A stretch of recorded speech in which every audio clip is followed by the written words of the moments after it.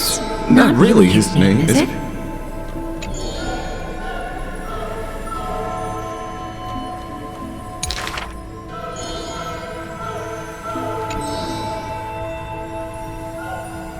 Losses are a constant on the flame chase No matter. My existence is of little consequence.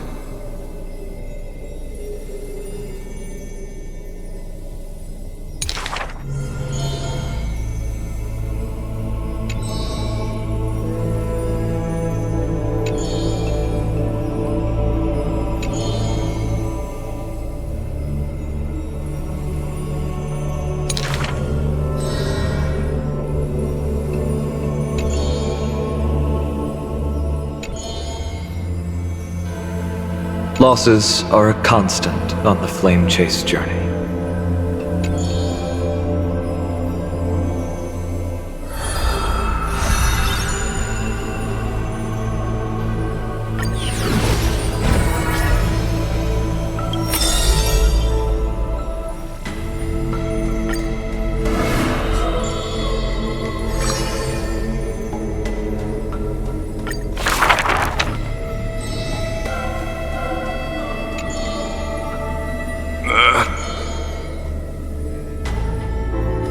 Stranger, welcome to the Holy City.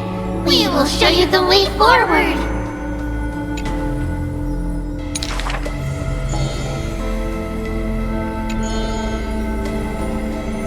High Priest, please guide us once again as we spread our wings on this long journey.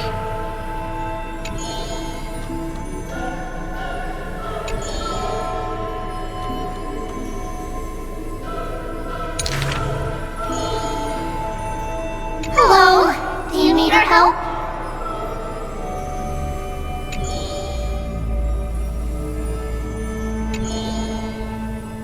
The 3 pillars of Akama.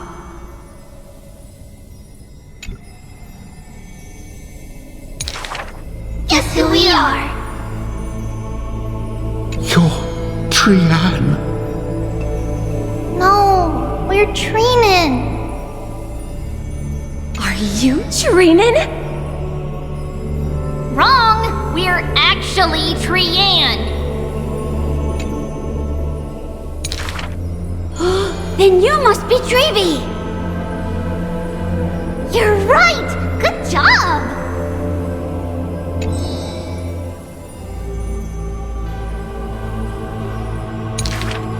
We will show you the path to take.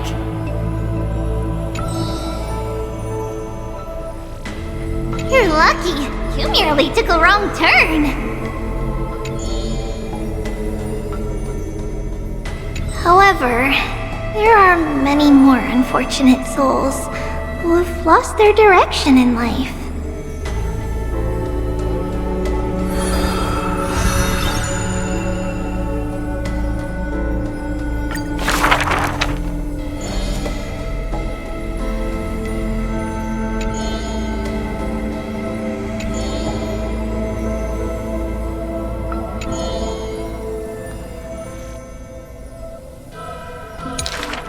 Perhaps we should tell you some happy tales instead. Our greatest talent is performing Amphorius' nursery rhymes! How rude! You should be reflecting on the nursery rhyme author's heartfelt intentions instead!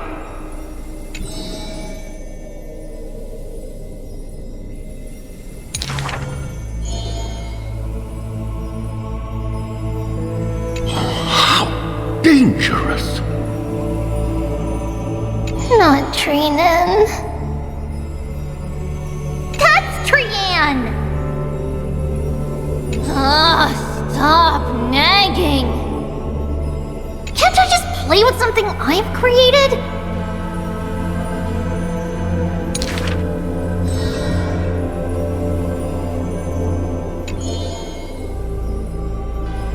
Initially, there were many more of us. The others have merely gone one step ahead.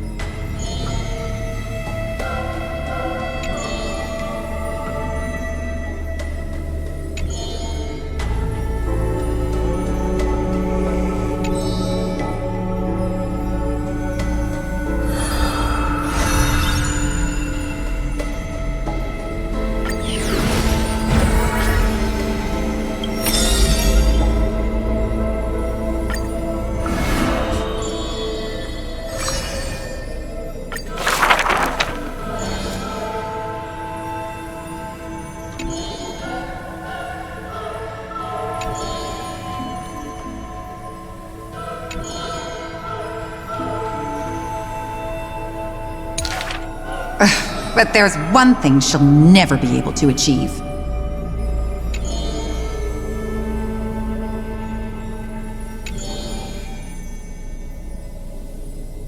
Lady Aglaya, grace our eyes with your most elegant creation. Ingratiating words do not sit well with me, nor do duplicitous machinations.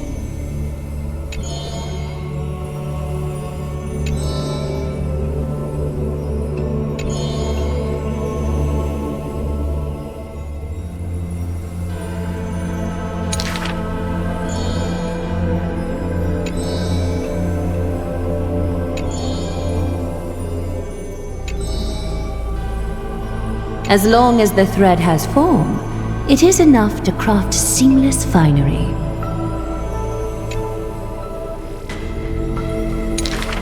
Hardly a challenge. None of these pose a challenge.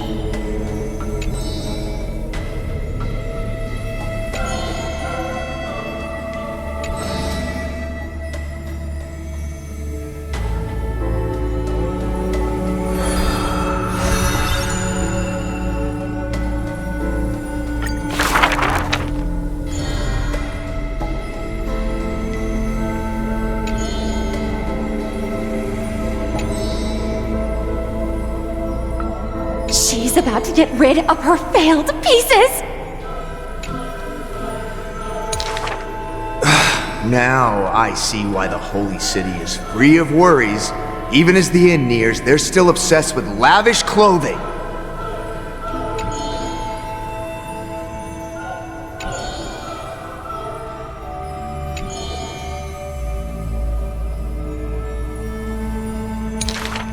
Are flawed creations really still worth the people's adoration?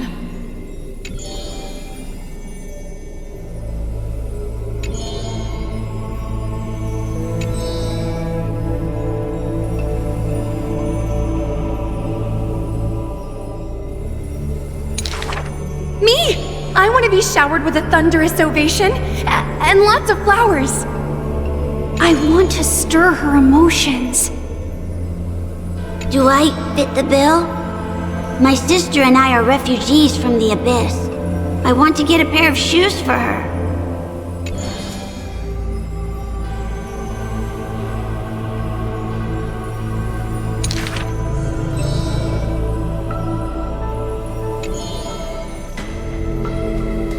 Go. Go to the 3 children in the city.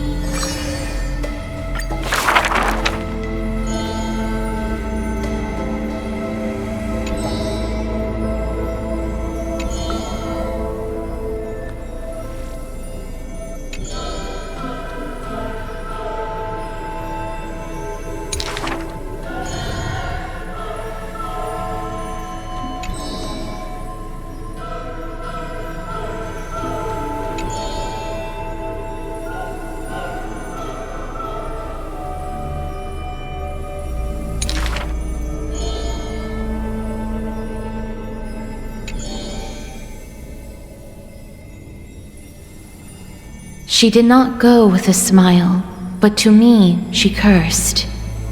Oh, life's end, how ugly you are, how despicable.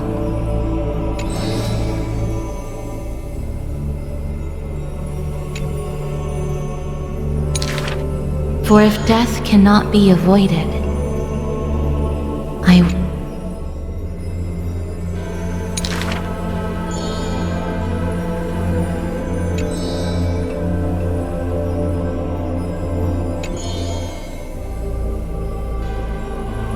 stay alive.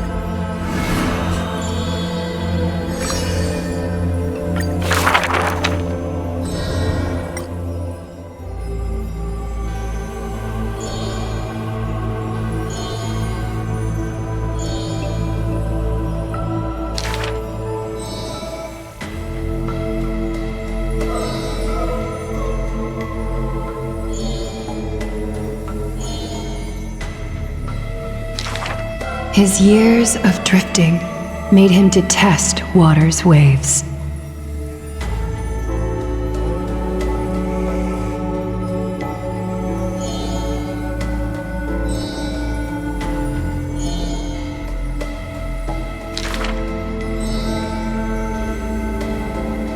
A blade that can cut through the mighty must be enough to slay gods.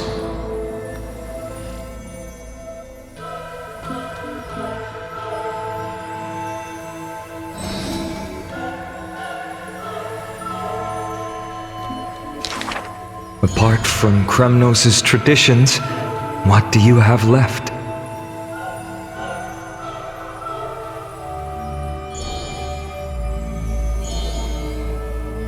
That is why I walk on this path.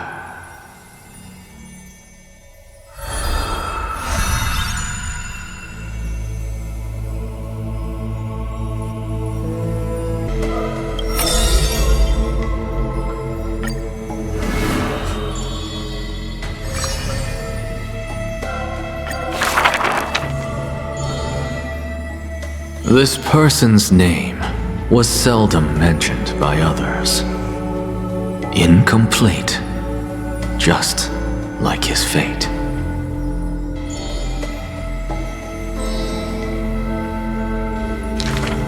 Keep your distance from that blasphemous one, lest misfortune follows you like a shadow.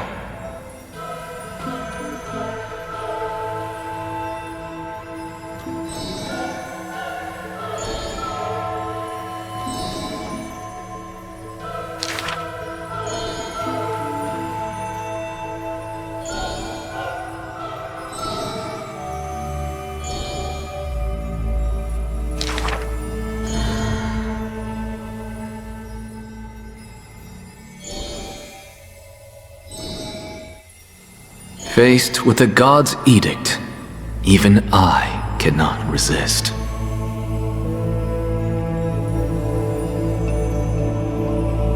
Yet, I sincerely believe this is not to be my destiny.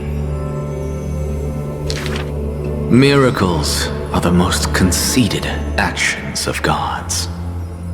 They are God's denial of humanity via might. Magic tricks are the most articulate rebuttal. They are humanity's imitation of godhood via intellect.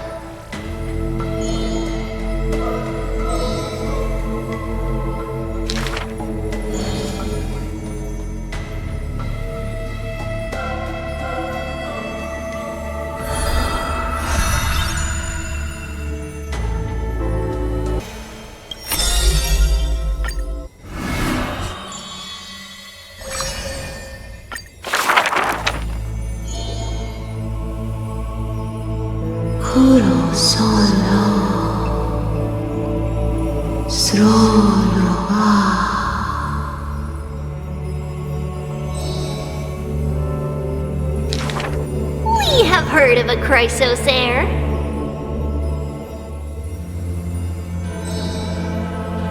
There will always be warriors like me, who believe in and are willing to protect the tomorrow they prophesize.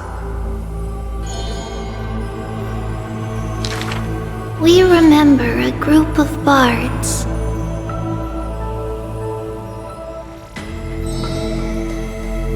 Though we lack the might of swords and shields, we can take you to walk every part of this world. We miss us.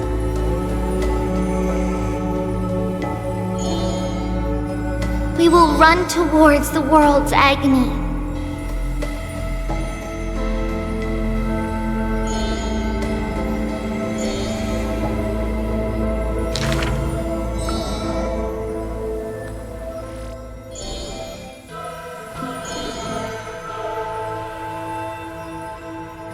Please, listen to the prophecy we bring.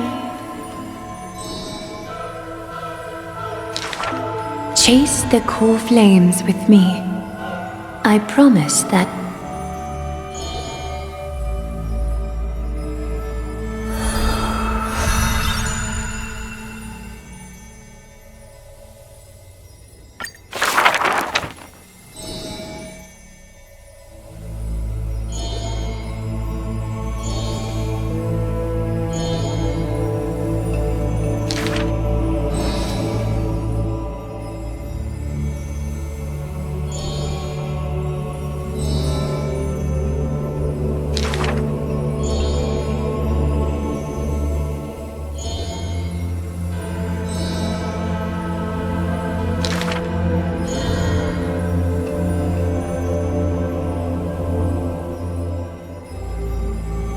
at the very least, we will never leave each other, right?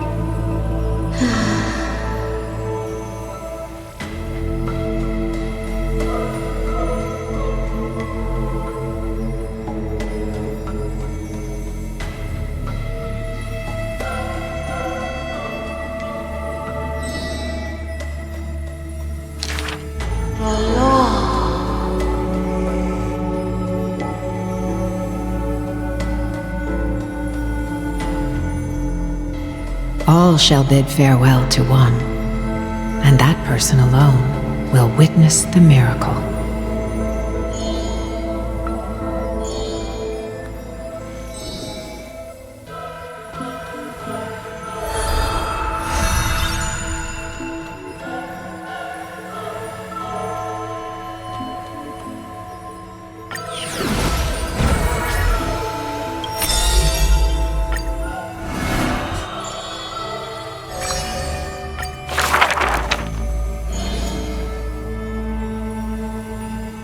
Oh, my lover, why does your mood change faster than the clouds above? Oh, how I wish she has clear eyes that are quick to anger and laughter, and dimples that crease in smiles and frowns.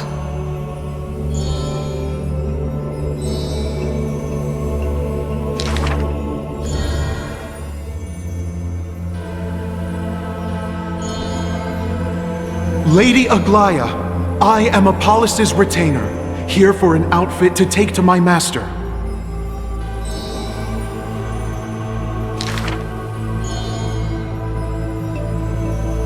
The creation of love and beauty indeed.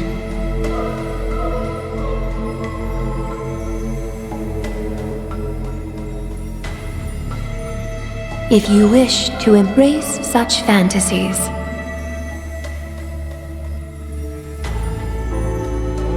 you must beware of the scissors that can pierce through the chest.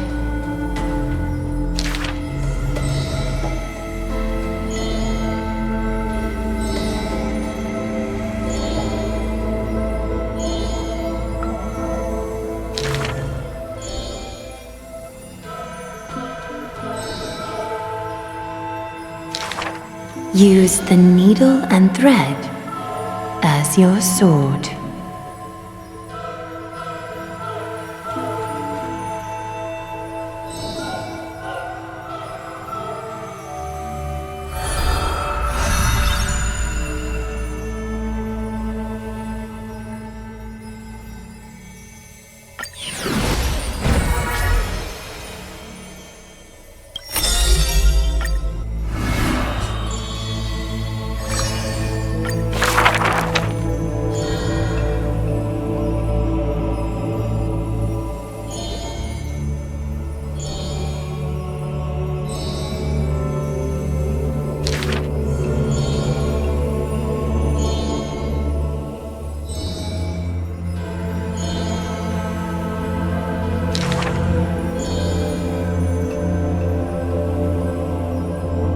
The lion has its own historian, and the history of the hunt should not be held by the hunter alone.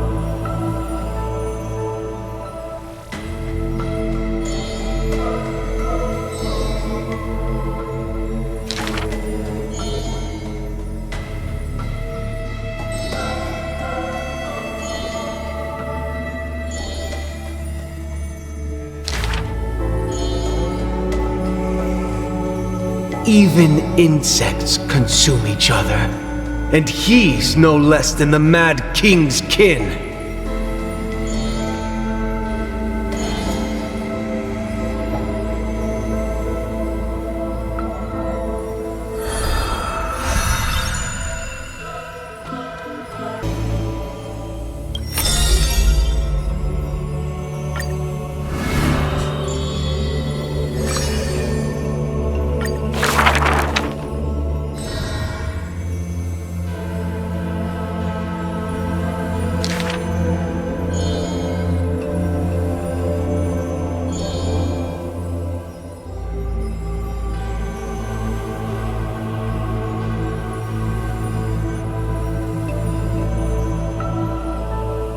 I have always lived in isolation. Out of courtesy, this is how I practice my words and actions.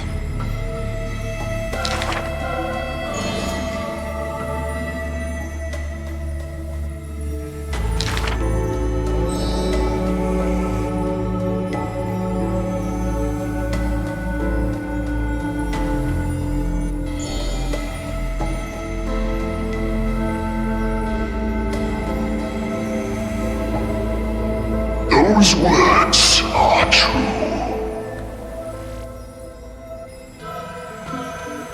Though they won in fierce battle, the warriors were powerless to turn the tide. It was the embrace where death dwelled that gave early release from their pain.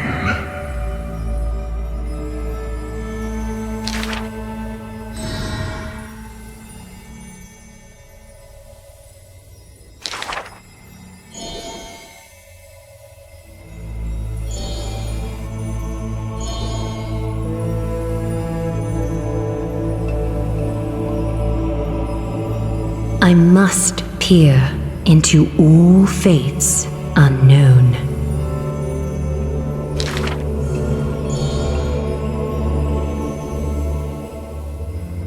Death is abominable in humans' eyes.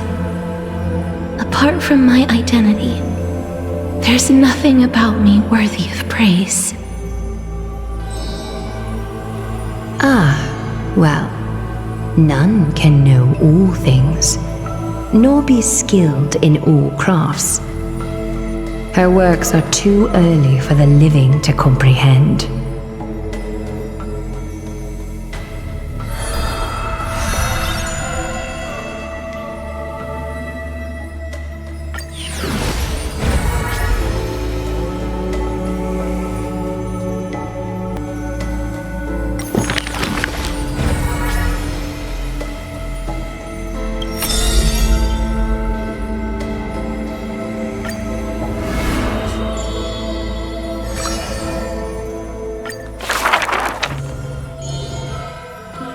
I saw the spell the professor carved on his body. It must be a power most secret, a means for one man to stand against 1,000.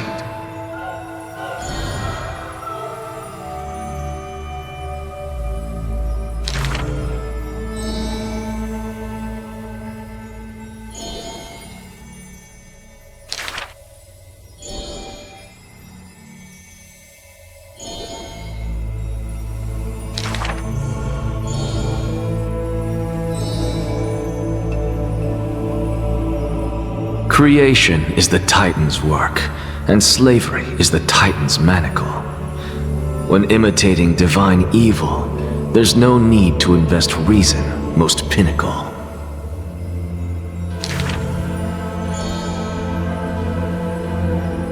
If it's just for odd jobs, students are a better gamble.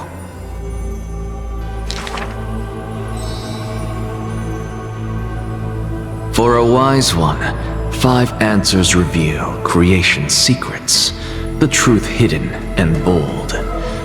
But a fool learns but not, and is left in the cold. Now, inquire.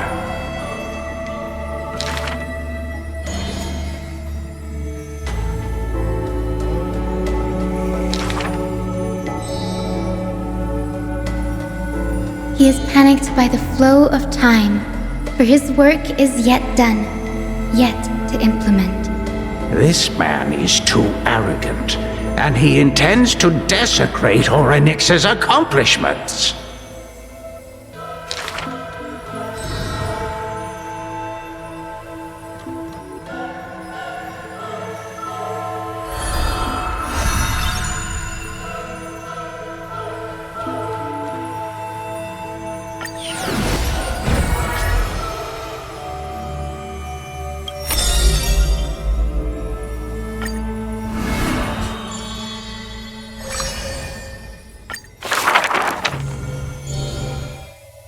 Is this courtyard a tad too small? It's okay, Clementine. As long as it provides warmth plenty.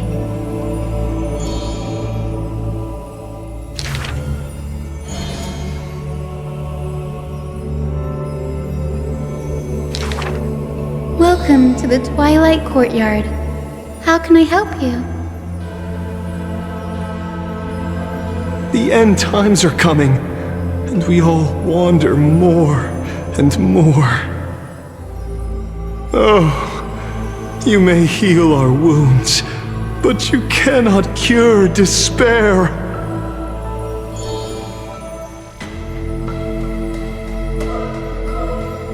Clementine, prepare some things with me. I want this place to be brighter tomorrow.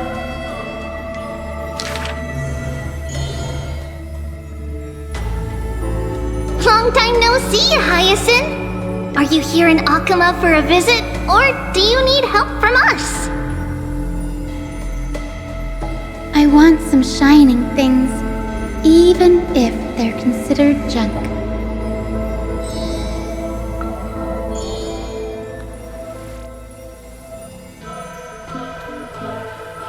Little ones, thank you for your light.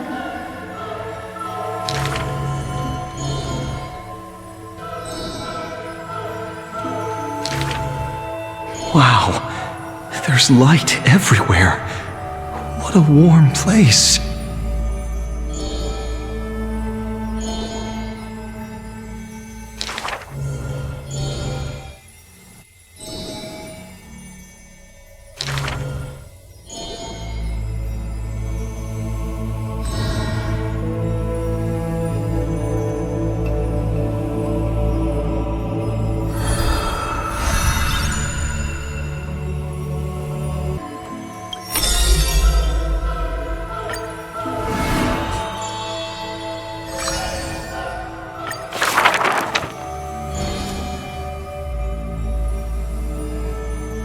The first story is titled The Golden Apple.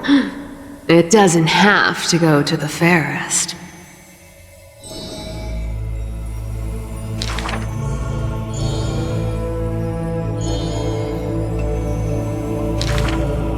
The second story is titled Trying to Argue? Don't trick yourself, please.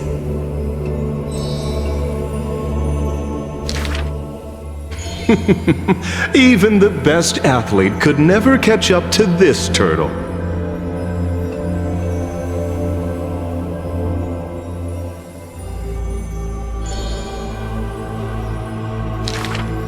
The third story I will tell is titled A Competition in Trickery. Who do you think is the Grandmaster? I think the world is a gourd. In truth, we are all already dead.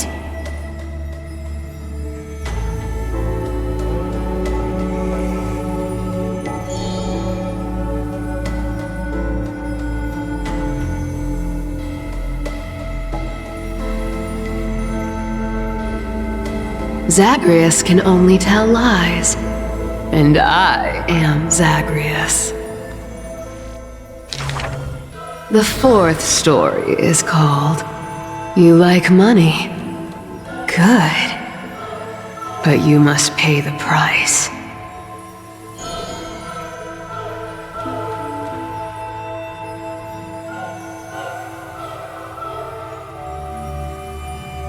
Please give me the power to turn anything into gold.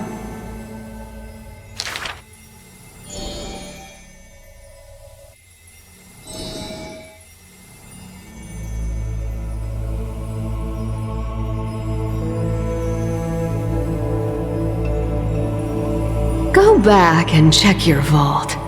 Some gold may be missing. But your beloved is right there, waiting.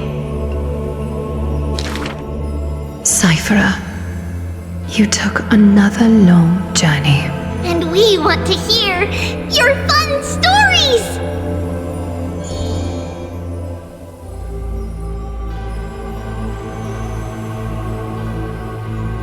Basically, I visited 4 places, tricked them to my heart's content, and came back fully rewarded. The dawn will never cease, and the thief star wanders in foreign lands. How would you know that I am not lying right now?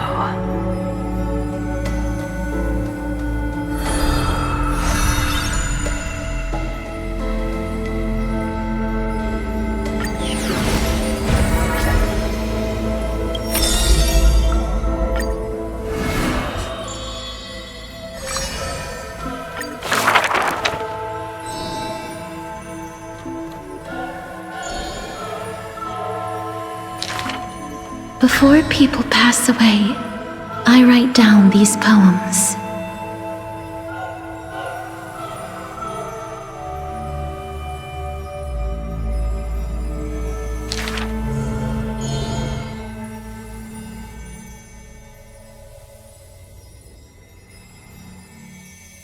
My poems are still too green, not worthy to be art.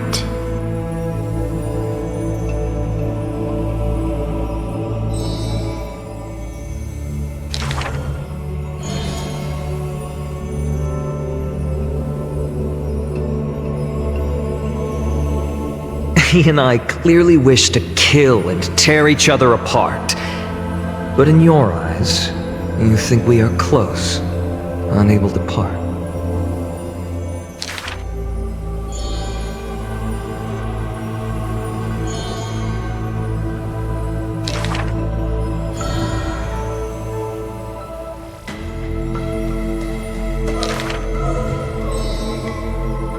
This is truly difficult to write.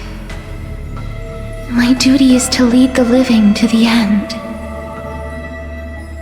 I cannot think of a fitting end for a poem to the dead.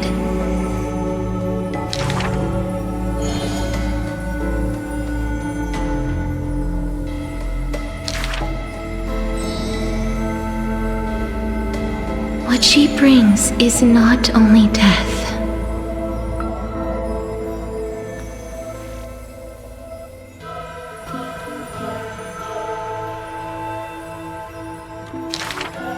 Apart from death, there is something else that is worth remembering.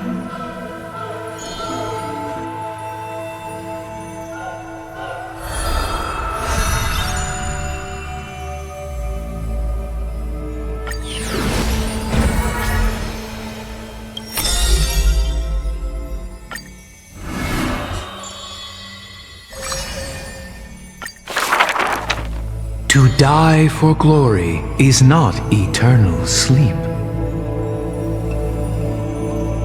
The world after death is superior to reality and basks in light.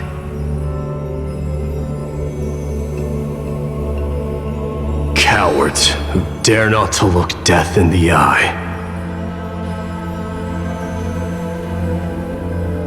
Longing for a martyr's heaven and reciting self-deceiving stories.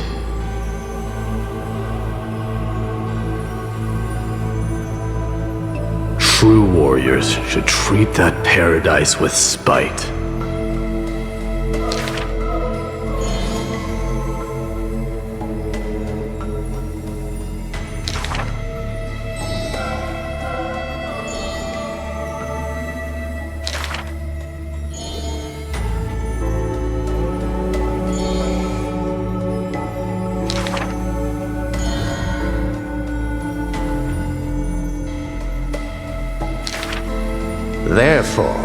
A traitor who does not inherit the throne is a king most infirm.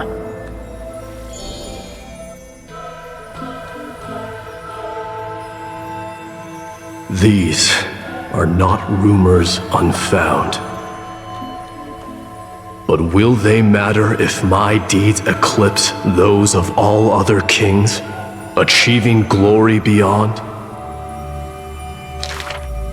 Never turning back in war, he seizes all our glory.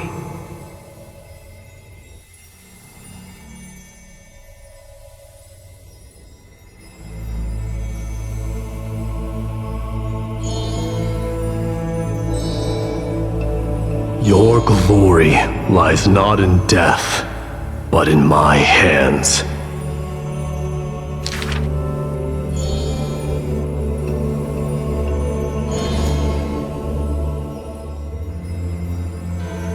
Did you already walk that flame-chasing road, O King?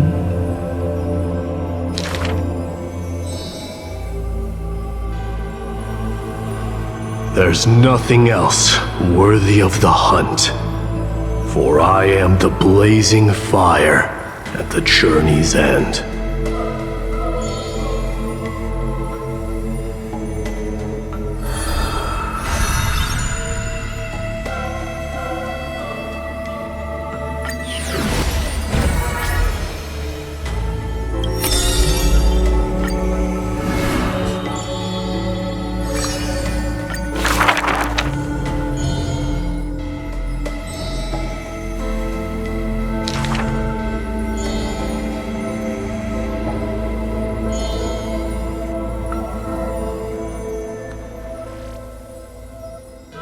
Before a strong wind, a weak nobility cannot stand.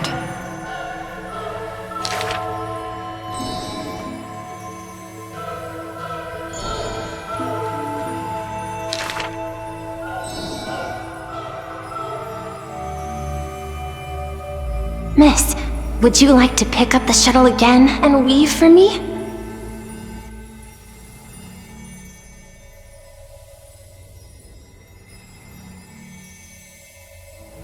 I can no longer see, I still want to don the garments you weave.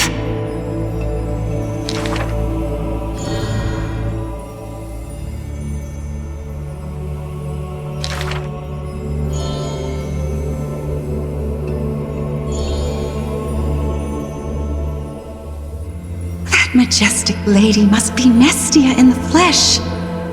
The mistress's beauty is quite reduced by a maidservant so unsightly.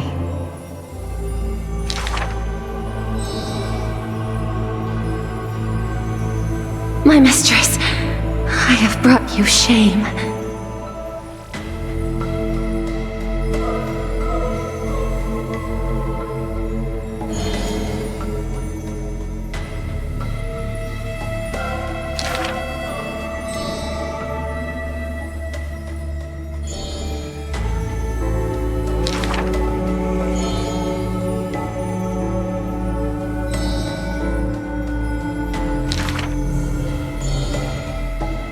Why are those that appear so fair in fact ugly in truth?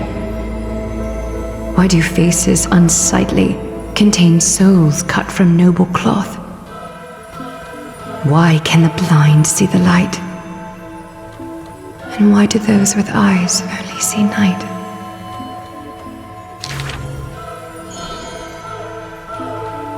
If you no longer have the power to see, then with my destiny,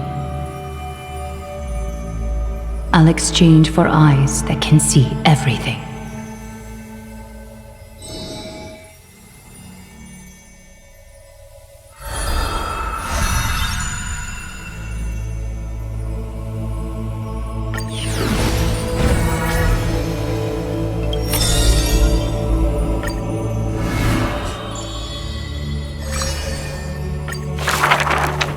Do not make him your enemy, even though he may seem frail and weak.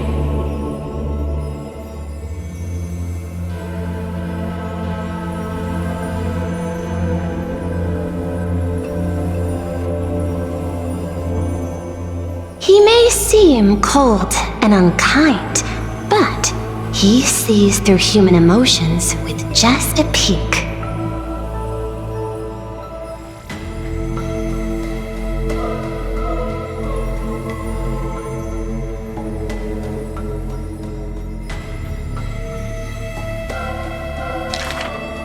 All is science, and human wisdom knows no bounds.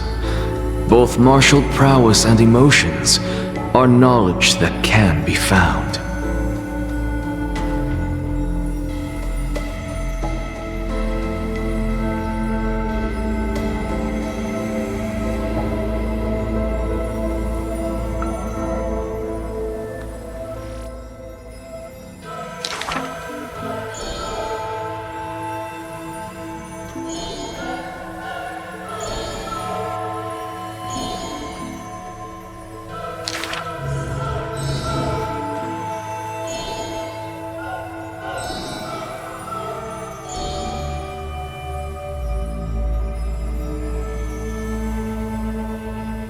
Nothing in this world is ever born fixed.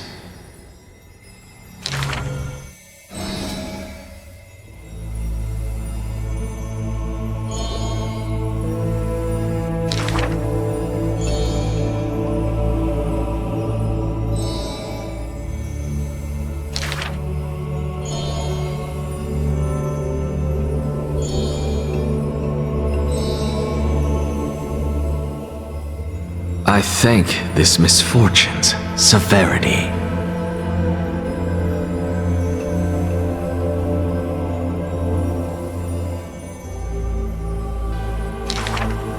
If this road is easy to walk, then future generations will not praise my name in piety.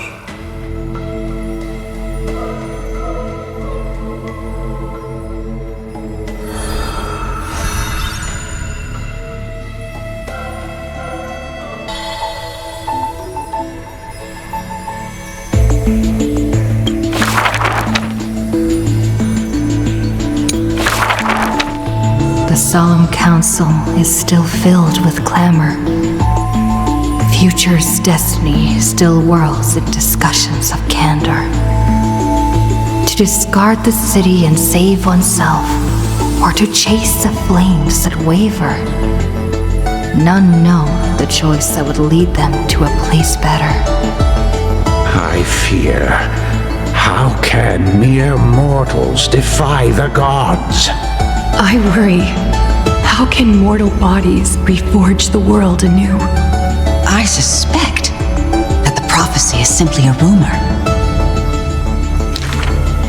In the distant past, the Holy Maiden brought the first prophecy to all city-states. Hearken to the sounds that the doors whisper. In the name of God's proper, hope she will give to humanity. Though she falls into confusion, she will bring guidance to this world in vigor. Overthrow the gods, it declared. Of the previous journey, she will always remain aware. The Queen of Laws lifted the flag to chase the flames' flare. The tripartite prophecy guided all the world's heroes, all who dared. And building a new world was their oath of yesteryear. The earth roared for them. The tides surged for them. The scales of destiny shivered violently. Then slowly calmed. The core flames of the Titans rested here, while the blood of companions congealed over there. The child led one hero after another to their end. But no end awaits her, no rest to prepare. Teacher, do not hesitate. The weaver of gold brushes aside the child's tears. The world still walks on the path you indicate. The prophecy still stands, even if the actors now different faces wear. Restore the core flames, it declared. The solemn council is still filled with clamor. Future's destiny still whirls in discussions of candor. To stop right there and seek peace, or to continue a work still unfinished. None know the choice that would lead them to a place better. Stop! We only wish to live life as it is, no more. Cease! Our achievements already stand tall.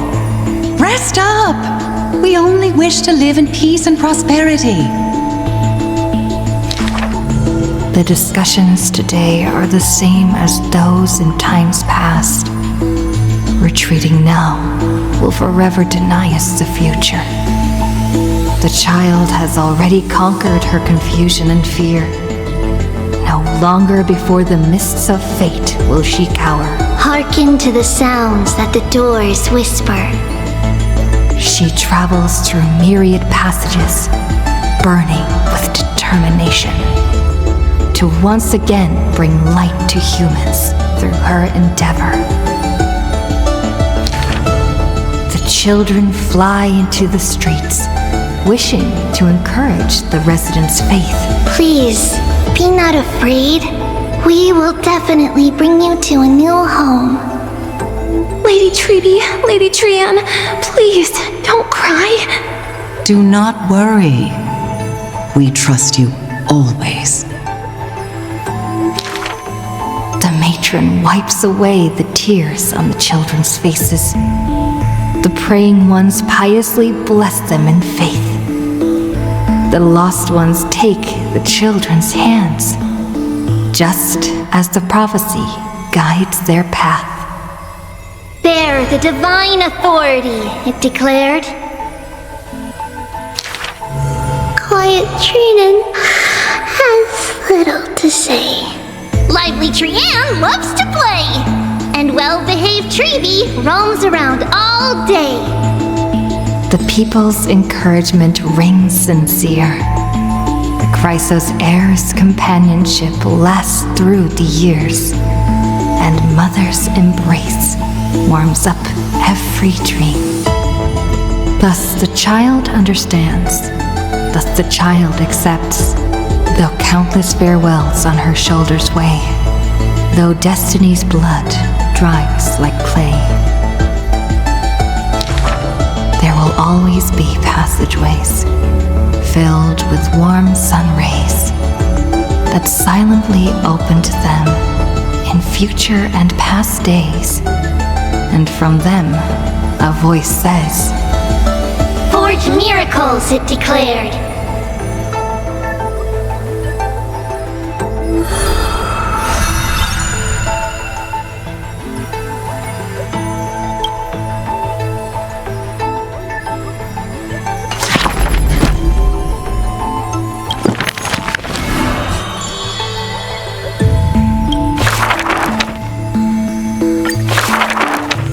Who would win?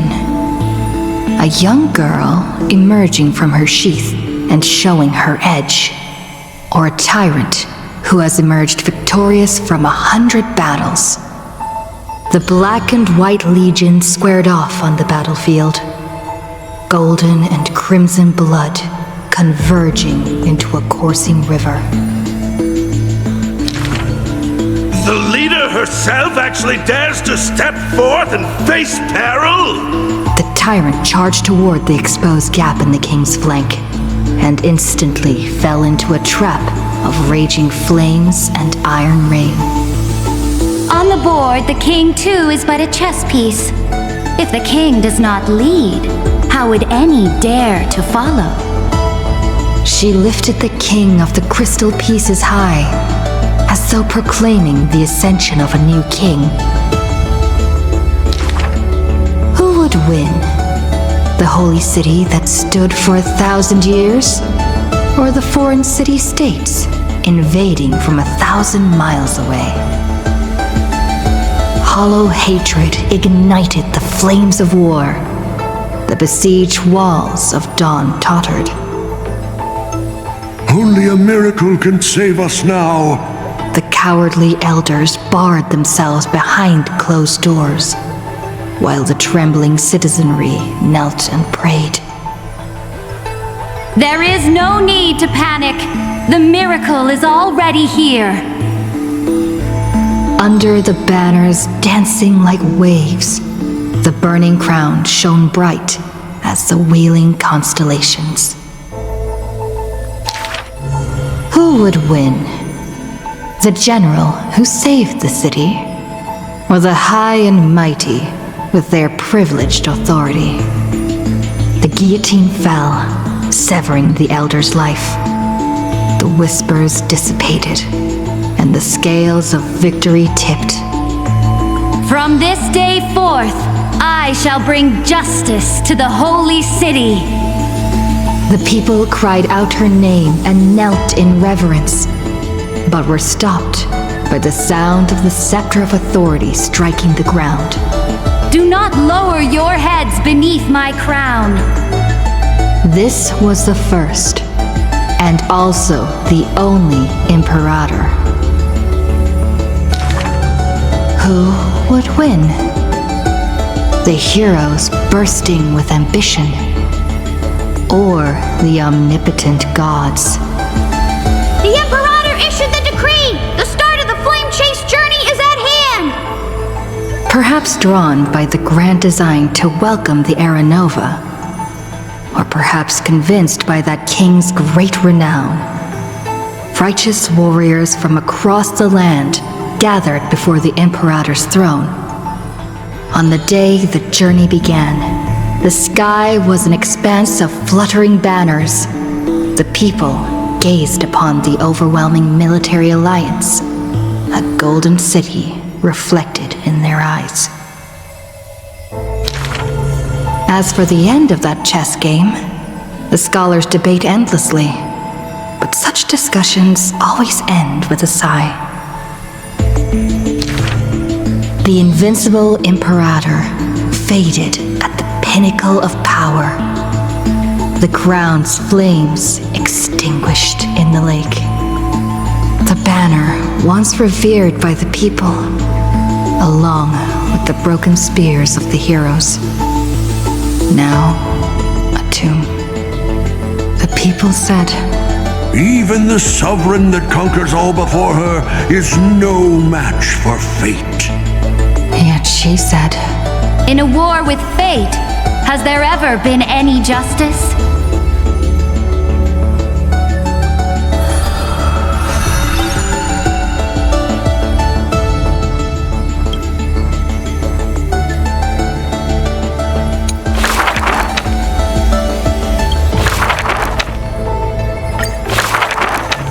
the gates of the Temple of the Three Fates gently open on the day of prayer, and the crowd crouched, whispering like the tide. The priests of Janus listen to the prophecies. The unwavering axis of the scales of Talenton maintains balance, and only Orynyx remains silent. Mother, teach me how to answer prayers. The Titan tasked with time is as perplexed as a child. Don't be scared. Please don't be afraid. A familiar voice rings out. Listen carefully. The future they want is in the past. Like the first light of the morning star. Really? In the past? The child sank into a peaceful slumber of recollection, whispering revelations in their sleep. Until the masses crying out amidst the flames of war were swept away by the sounds of sharp swords locking, the fires of ambition incinerating the law. Mother, usurper, assassinate the divine body. Memories are tightly entangled by nightmares, with nowhere to run. Don't be scared. Please don't be afraid. An unfamiliar voice rings out. Go to sleep. The ending they want is yet to be born. Like the warm glow of the setting sun. Really? Not here yet? The child continues to sleep, waiting for the next waking dream. And when they opened their eyes, 2 of the 3 fates who once received offerings had already faded from the pages of history. Mother! I'm already all alone. The child let out a helpless cry. Don't be scared. Please don't be afraid. A familiar voice rings out in the mirror. Just wait. The stars that illuminate the night will visit in the end. Like gentle moonlight. The gates of the temple of the 3 fates now close tight. People no longer pray to a titan who cannot touch the world. Within the inescapable dreamscape, the flower stems nourished by the black tide serve as a swaddling embrace, drowning the young child's soul. Mother, help me leave this place. But this time, they didn't receive a response. Only long years of yearning and pain, like the silence of the Evernight. Days and nights passed, the years turned. Dust covers the glory of the past. The priests have forgotten this titan. Hate waiting. They watched over the slumbering sprite, gazing at the dull mirror. But a fleeting mirage flickers in the mirror. The shining stars and the lights of the home. And a strange yet familiar voice. Wake up! Our familiar old friends have already arrived. Like the newborn dawn.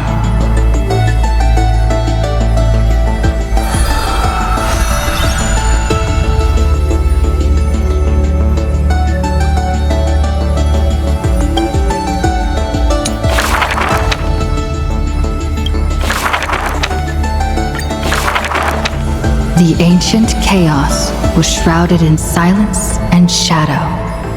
The giant dragon's offspring was born from the earth. Sweet dreams had smothered the giant dragon's eyes and ears, and as they slept, the 100 eyes of Aquila had already opened, and Fagusa had begun to stir the playful waves. Yet Giorios remained weighty and silent. Layer upon layer of peaks enveloped the dragon, cradling them in a bed more grand than any in existence. The giant dragons spent their childhood in darkness.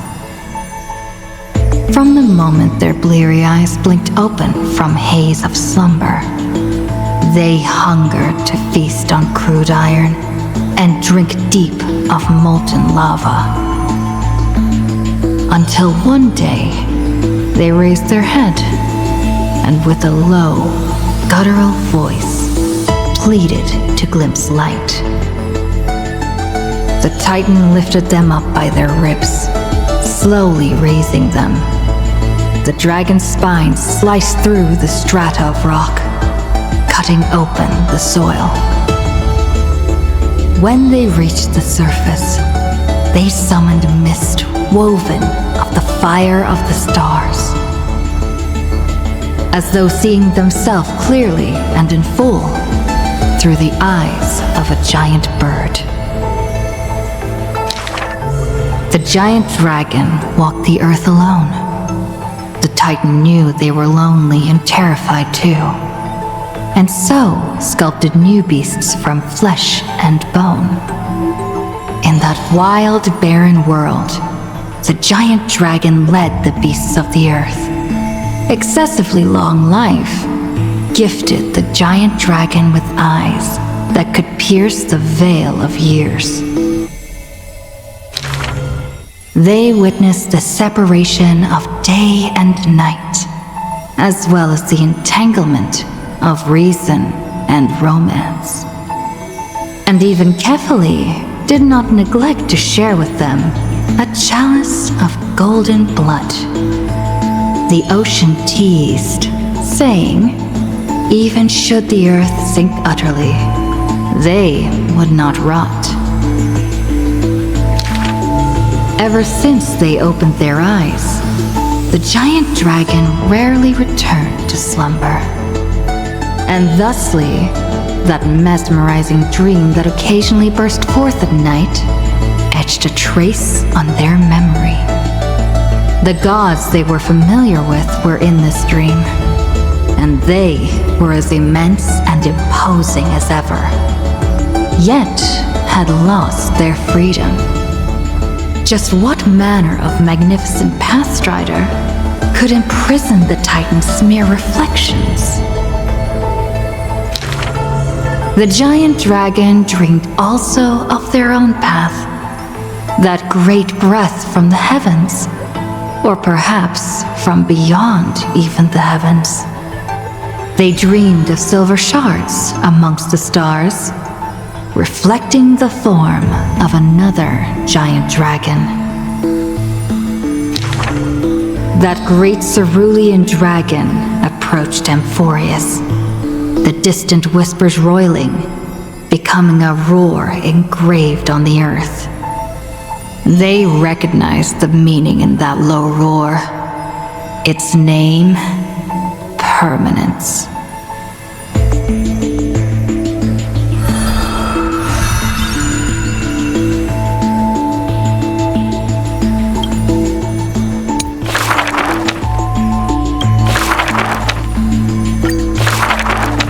The black tide that blotted out the sky surrounded the city walls. The soldiers manning the walls battered from battle. Melodious chords of music were suddenly heard. A single swordmaster had overcome the waves of enemies. The song flowed from betwixt the blades, breaking through formations as a dorsal fin cleaving the waves. When the last wicked beast finally fell, shattered into pieces amidst the sword's dance, the Frostblade bore no trace of blood. The legions of heroes under my command are as vast as the sea, yet lack a formidable sword banner. The commander extended a hand, inviting the musician to join. Should a fish separated from its school glimpse a faint glow, it will swim toward the light. The swordmaster clasped the commander's hand, as though gently grasping the hilt of a keen blade. When the spray of her waves extinguished the fires of war from the holy city, a golden name was engraved upon the stone pillars. The former commander burned the crown to become king. High Sealands, brave in battle, triumphant in command, I grant you the title Dux Gladiorum. Let us all forge ahead together. During the banquet after the battle, the weaver tailored for her a splendid dress, and the commander poured her honey brew. Her golden-blooded comrades gathered about her, chanting her new name, urging her to play that splendid music. The candlelight danced and mingled with flowing drink, swords and song ringing out in unison. Yet none knew That was once a lonely melody from the deep sea. The music of revelry continued for a long time, until the whispers of conspiracies were buried in the songs, until the roars of lethal struggle shattered the music. Legend holds that they who bear the weight of a pillar shall one day return to where it stands. Those who tug at the earth shall end amongst the mountains. Those who sow dawn and dusk shall remain eternal in the sky. And she would once again return to the pitch-black sea. And she would once again sing her music alone. The bountiful ocean, with the banquets of bygone days, stir as futile bubbles at the bottom of a glass. Many years later, the song once played by that sword master was played by future generations in the Holy City. The people knew the demigod of the seas was still a noble captain. She possessed peerless swordsmanship and a song that is passed down through the ages. It was just that she had long since vanished. Guests at the banquet sometimes spoke of her, but it was only a prayer between their cups. High ceilings, melody of the waves, bless our night that we may drink deep and dance till dawn.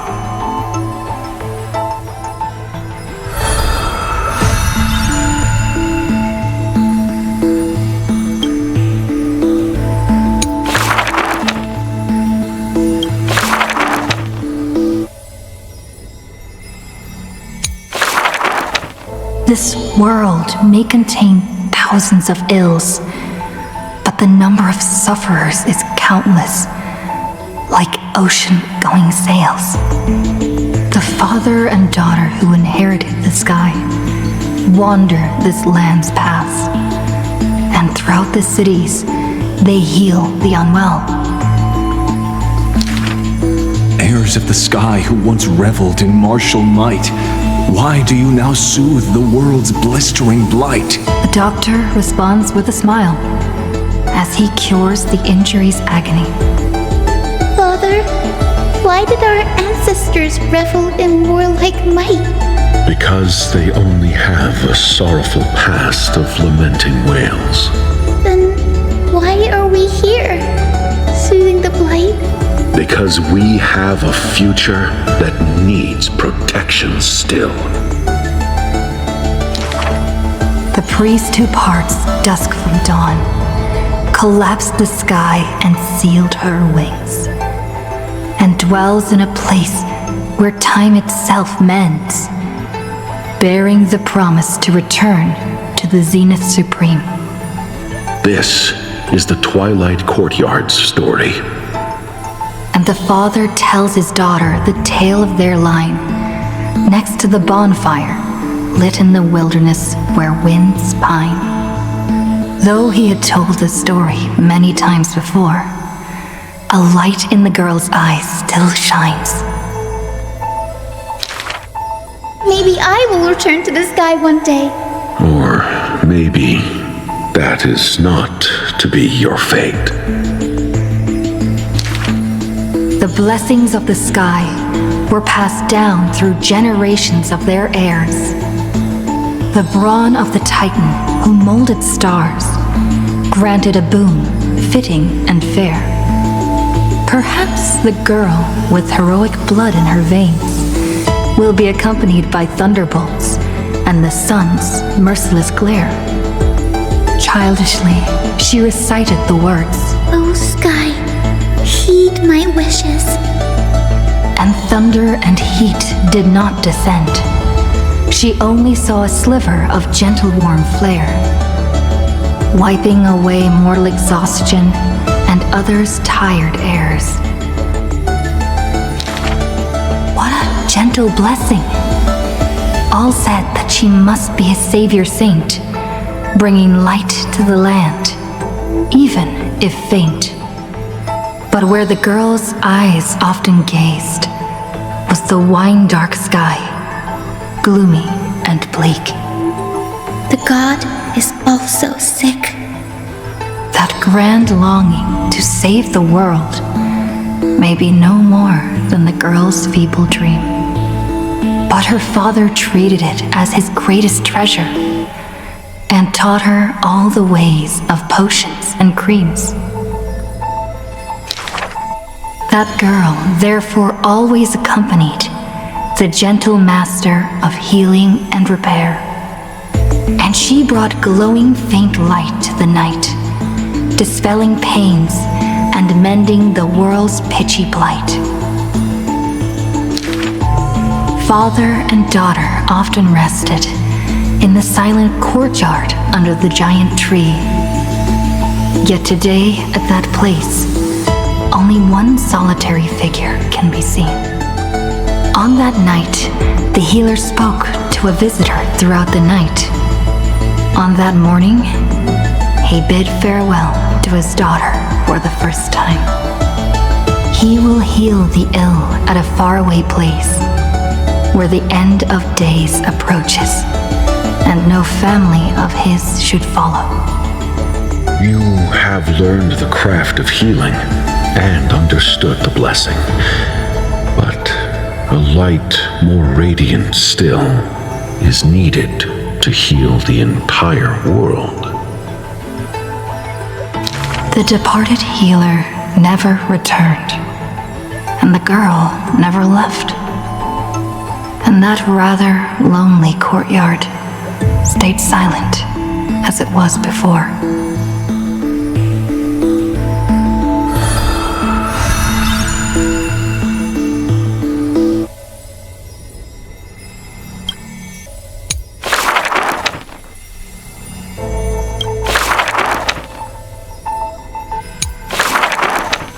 A good student who often did stupid things was the assessment from the lithophagus sage.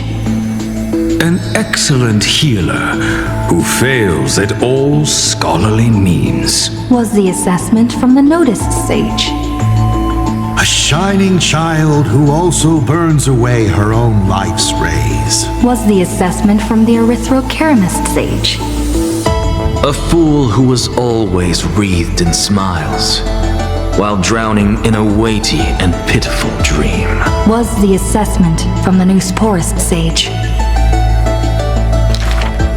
The girl had visited all the schools during her time studying at the Grove.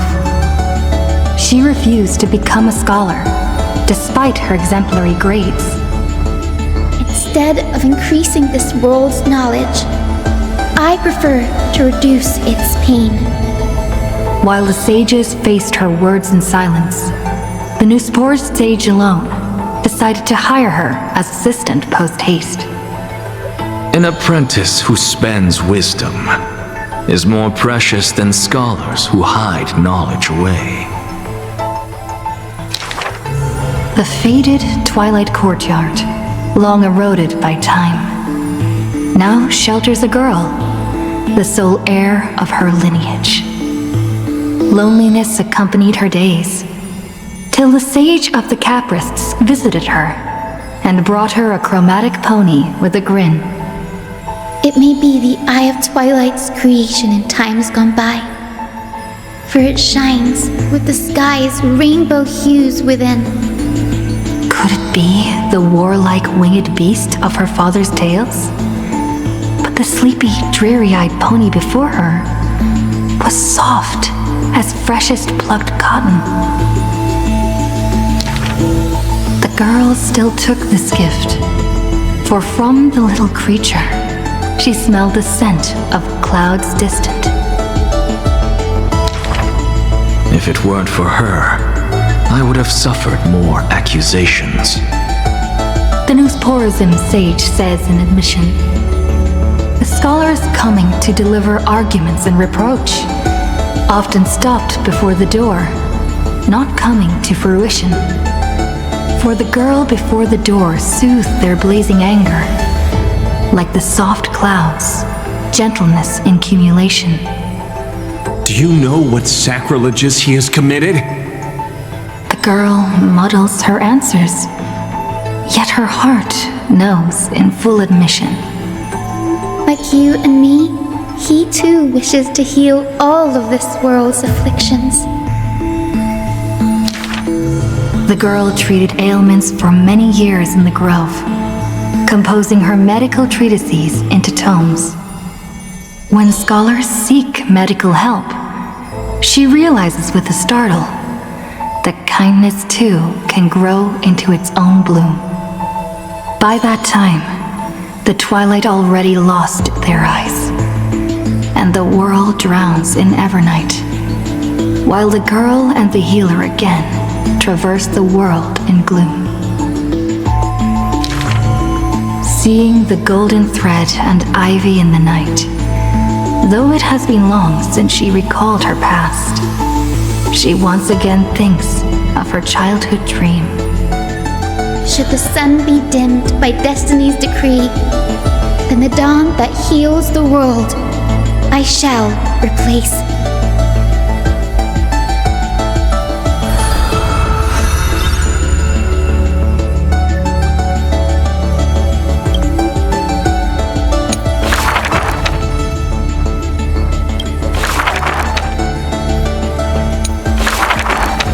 On that day, the dawn promised by the Sky Father shattered in haste, as the black tide surged, breaking through the walls with relentless grace.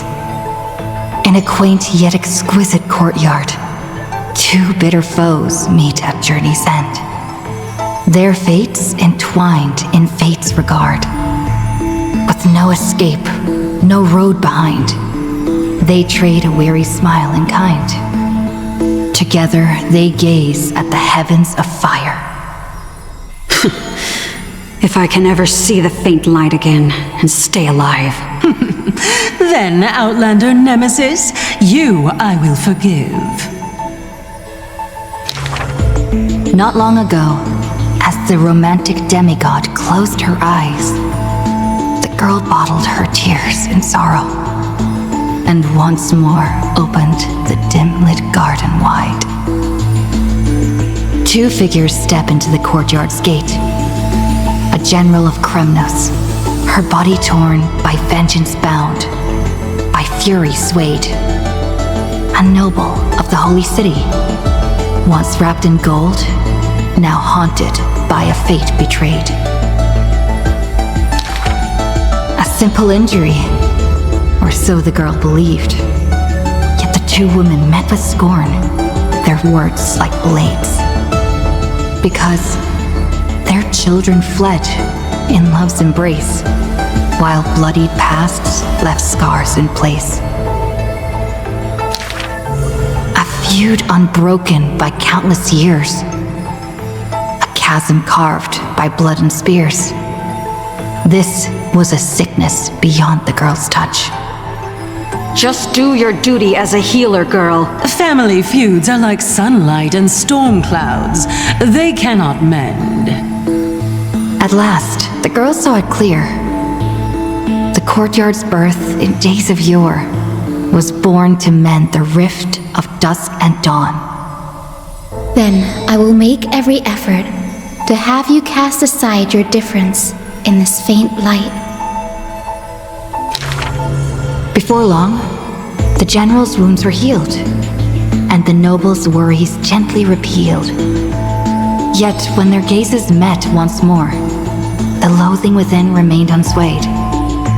The girl then spoke the tale of her skykin, of a grandmother's sacrifice, a father's flight from within, of ancestors who descended, leaving their feud behind. Their hands in hers, she held them tight, yet flames of hatred burned too bright. She did not waver or despair. She just smiled and gazed upon the sky. I will use my own fate to prove to you. courtyard, once bright, lay steeped in night. Hanging blossoms and wind chimes, all swallowed by the black tide. The general raised her spear for the noble's sake, while the noble whispered prayers for the general, gentle as a lake. If I can ever see the faint light again and stay alive. Then, Outlander Nemesis, you I will forgive. The death they awaited never came. Instead, a cascade of colors fell from the heavens, simply there, protecting them both. The sky still burned, dark and low, yet her words lingered, a gentle ember refusing to fade. I will use my own fate to prove to you. Day and night can be mended, and so can hatred be undone.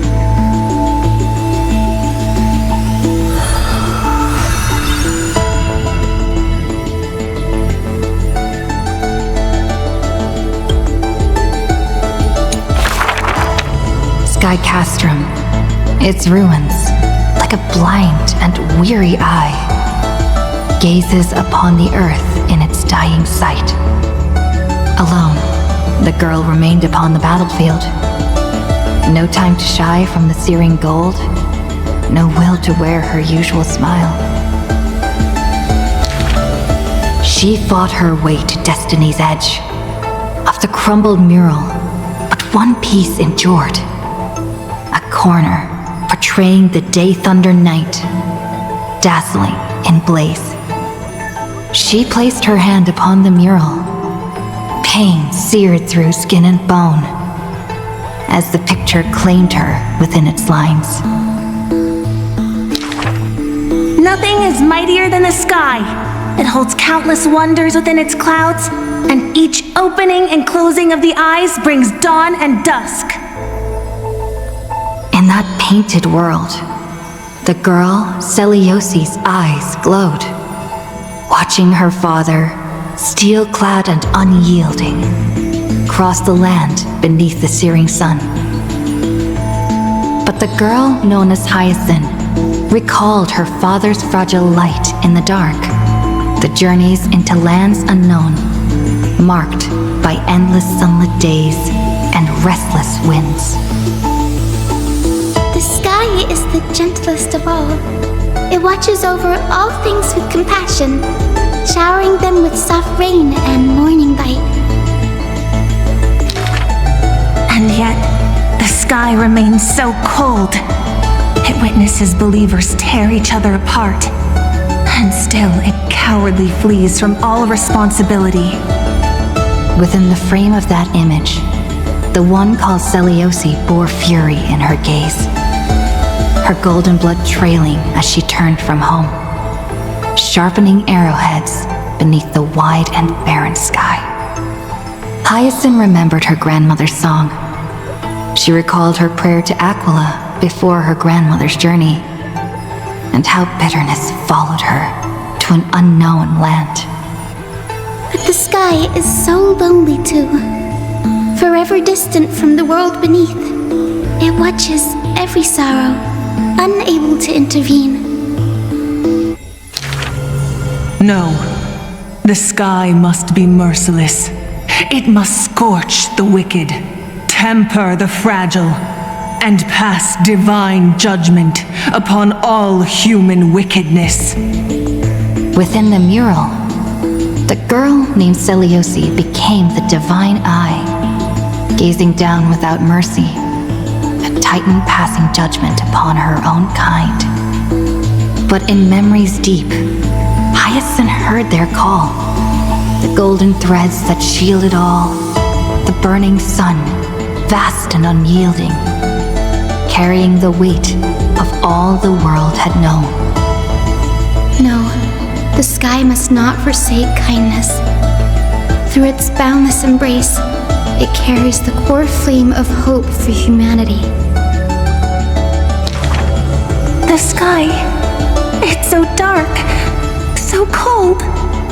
In the depths of memory, the girl named Seliosi pulls her knees to her chest and trembles. Then please, come sit in my courtyard. A gentle ray of light seeped through. The celestial mural now fused anew. Once more, the land knows favor and boons. The girl who has now become the sky takes the hand of the girl who once was. I want to tell you the secret of the sky's greatness.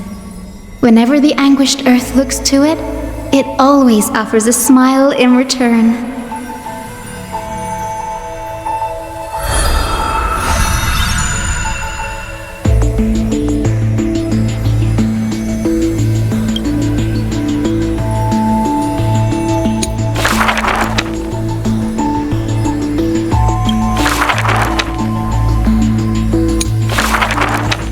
There are no swords here, only farming tools. Facing the ambitious boy, the shopkeeper kindly explained. Even a rake would do. Let its worth be judged by the verses I etch upon the earth with it. Many days later, the wounded child stood upon the scorched earth, and silently he buried the ruined tool. For that was his first sword, and on the day that the black tide came, he broke the shackles of fate with that weapon true. Let go of my beard, you white-haired rascal! No! Fine! You win, okay? That was the first victory claimed by the boy. A victory often mentioned in later years, and yet he never treated it with shame.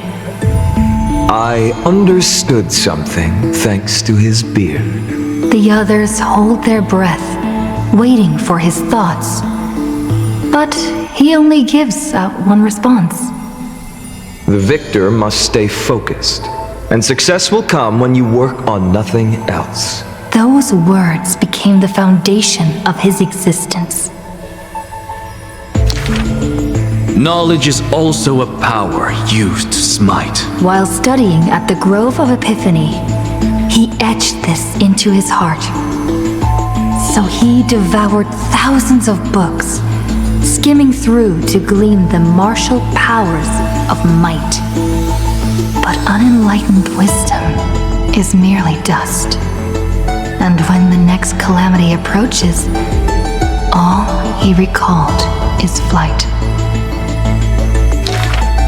Thus, his books are always worn into shreds, for each book was read endlessly, till he remembered every detail slight. When first arriving at the Holy City, he was no more skilled than a soldier, except his ambition. Even the deliverer from the sky must have their beginnings in the soil of the nations. The elders in the Holy City scorned, casting him into barracks in derision. But none expected this new recruit of unknown history made his name in one mission. Some asked him, which teacher caused such improvement? He answers with countless names, including the Inquirer's own. Only one who treats the world as their teacher can bear its eventual destiny. Those with golden blood are bound to succeed. The golden heroes are born as gods, beloved. Such words echo in the man's mind. Yet he knows glory is not where the journey begins. He misses the buried rake, worshipped the enemy with the long beard, mended his tattered books, and polished the barracks' dust-covered gear. What forges a hero is not destiny from above, but the long journey that follows. Now he stands here and looks back, and his path twists into a winding path. The long road to the sky stretches ahead, and towards the blazing white sun, he pens down Deliverance's name.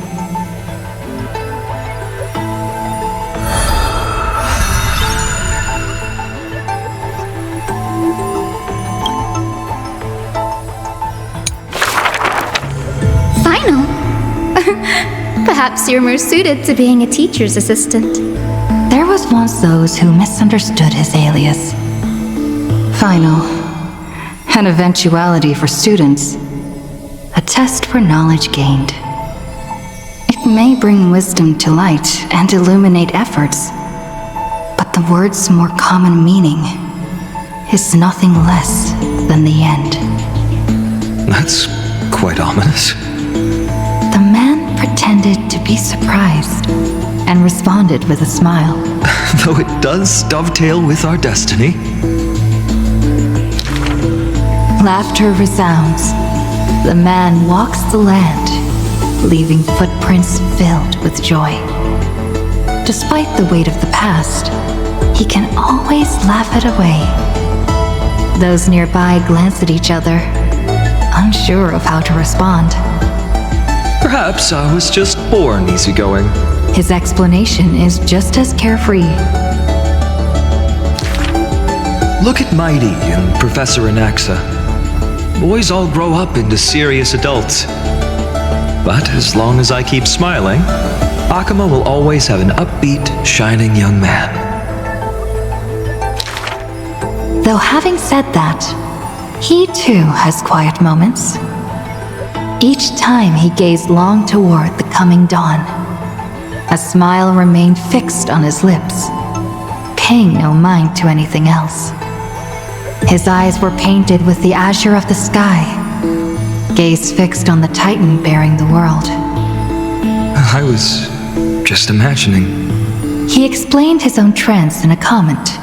Kefali too was once in mortal flesh and raiment. Now, when the man comes with sword in hand, there is no need to doubt he will swiftly win victory. But his smile is pure. Ever since the start of the journey, he is still called a youth in this story. Youth is always ambitious, with lofty goals. But it seems that in the man's heart, only the wishes of others are held. Apart from the ideal of deliverance, what do you have left? The golden-haired friend once asked him so. He remained silent. Then, as he was wont to do, he simply smiled. As long as I don't ask for too much, everything will unfold as desired. In Amphorius, untitled statues are a prevalent sight. As for the inspiration behind these statues, they are said to be the clay figures that Kefali made at the world's creation. They made clay figures in their likeness, bestowed upon them the breath of life, and allowed the golden divinity of their blood to course through. Thus, the very first mortals roamed the earth, receiving the gods' mercy, while realizing the sorrows of this world. But that sorrow was, in the end, only the sorrow of the world. Nobody ever cared what lay behind the smile, what the clay figure thought.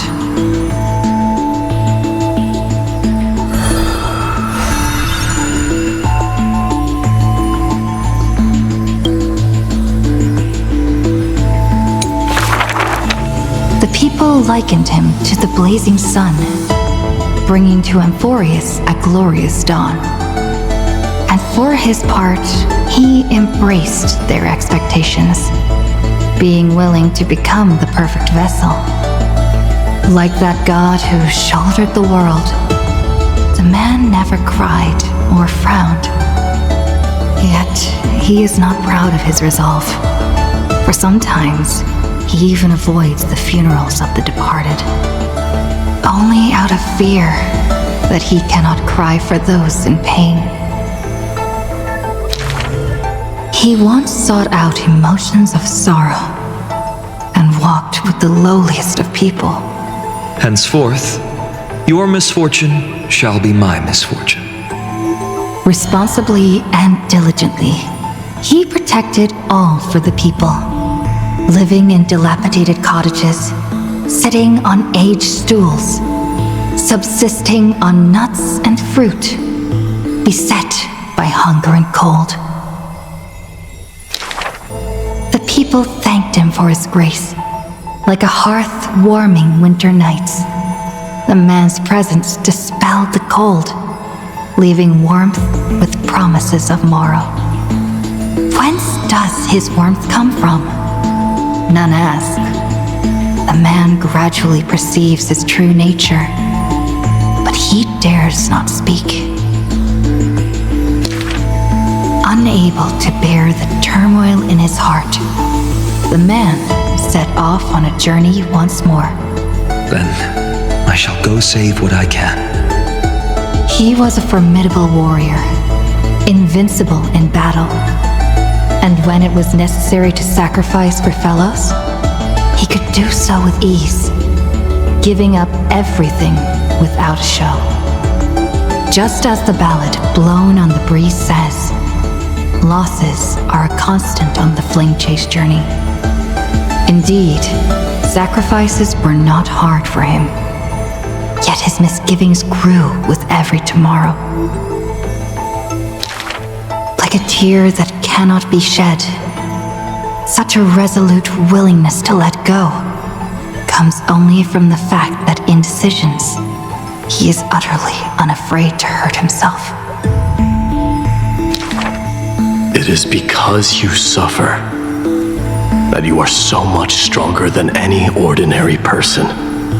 There were also those who could understand him, among them the Crown Prince. But he smiled wryly in response. Perhaps everything was just human nature. Yet his misgivings never dissipated. This unknown man, in an unknown corner, from time to time, is swallowed by terror. Could it be that, unknowingly, the path I walk is by no means the correct one? Fearing only that the greater the burden, the more the mistakes. The road trod by heroes need not be that beset by thorns. Finally, at the terminus of that road, in a desolate, empty place, the man's arms tremble. The power is beyond control, savaging all around it. This is the end of his road. But perhaps he had long foreseen it, but was doomed to be powerless to change it. I am willing to shoulder this world. That is no lie. But before the tears could flow, they were vaporized by the heat. His light blazed brighter than the sun, but beneath it, there was but cold destruction. The nameless hero, Kazlana. He had never loved himself. Why would he love this world?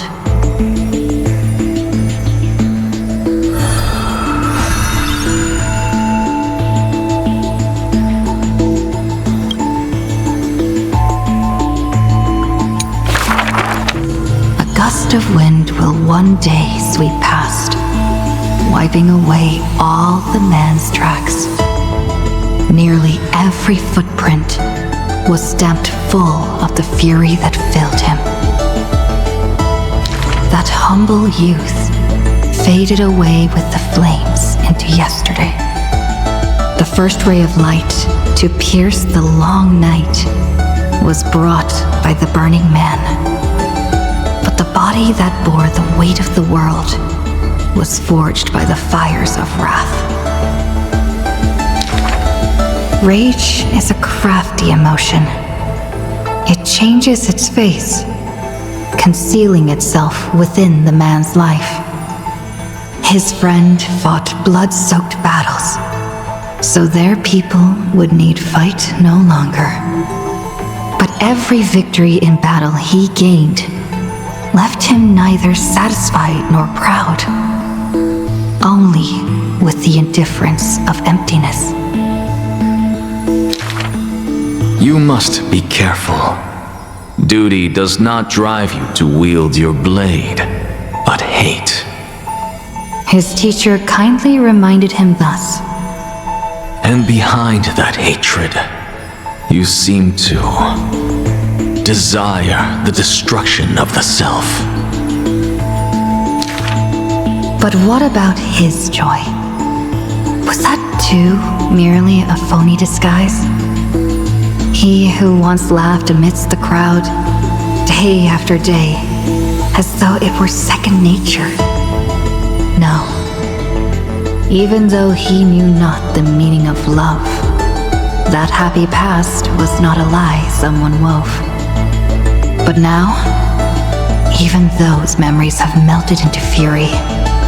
His hatred is such that he cannot hold on to what he cherishes, though all is precious to him. Fueled with lone courage, he attempted to resist fate. But the burning sun that shines upon all creatures, once fallen, will incinerate the land, becoming golden death. But what of his sorrow? Indeed, the man could shed no tears. But at the moment the cycle manifested, when all that was familiar was now remote, the world collapsed, becoming empty in an instant. But the stabbing pain in the man's heart, was it but the residual warmth of his wraths? The truth no longer important. The man simply took another step forward. He wasn't willing to believe it, but was willing to acknowledge it.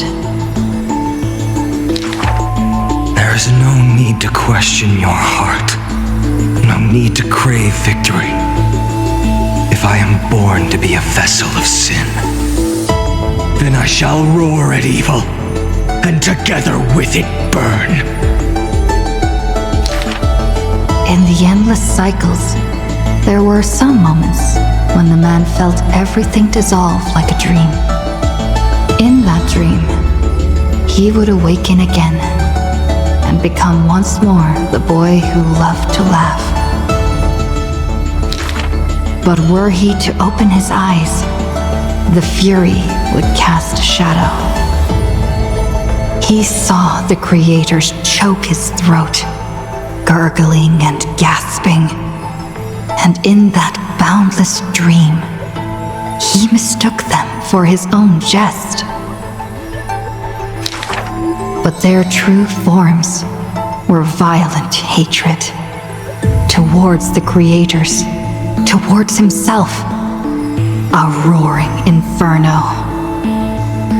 The prophecy departed, and Furious was unable to usher in the dawn. What rises in the distance is not the morning sun, but a ball of all-devouring fire, setting the universe in conflagration, searing till the end of time.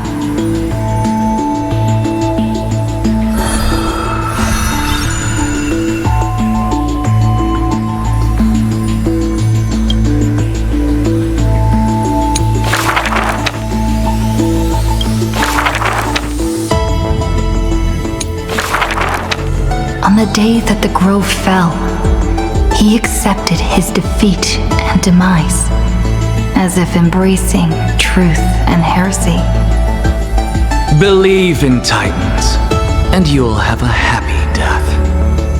Deny the Titans, and you'll have a fulfilling death. Yet, as the lightened soul bids farewell to its heavy shell, a titan made an untimely call. Do not be startled, child of humanity. You have a final query in this world. You finally came. He does not seem shocked and lets the core flame take over his shell. Be more punctual next time, if you will. Upon his first meeting with the Titan, the blasphemer is already on his best behavior. And towards the suggestion to reforge his body, he paid no mind. I have so kindly offered you the best body. So why do you insist upon your mortal imperfection? The scholar replies in candor. Only by retaining the various flaws can my humanity be preserved in rigor. His form remains in the mortal realm, while his spirit walks the river of soul shores. Between life and death, he fatigues, dwelling in the child of humankind's thoughts and senses. The Titan cannot bear to remain a mere spectator. Why not ask me your questions, child of humanity? I am rich in wisdom, and shall speak with no ambiguity. As though an unspoken pact, the scholar asked the god about all things, feigning a humble quest for knowledge. Do you treat me just as a way to answer questions? A mere machine? The Titan got what they asked for. You should thank me, for good questions are rarer than good answers. Compared to the joy of a new life, the scholarly breakthrough, carried home alongside death, filled the scholar's heart with more fervor. He returned to the Scourged Grove many times, and the black tide followed. Despite his defeats, he never sought help or permission. But at every desperate moment, the Titan would eventually take over one half of his body. The union of man and God, a flawed and clumsy choreography. It happened but once, a perfect harmony. One man, one God, speaking in one breath. Stop stepping forward at the same time as me. The Titan once revealed the secrets of mixing life, a boon seemingly a blessing, but full of malice. What a tempting bait. But that's not my desired chalice. Divine power is within his reach, but the scholar is not moved by that essence. This long and abnormal temptation is also a trial of elevation. For the sage can achieve all things, but shortcuts alone he abhors with silence.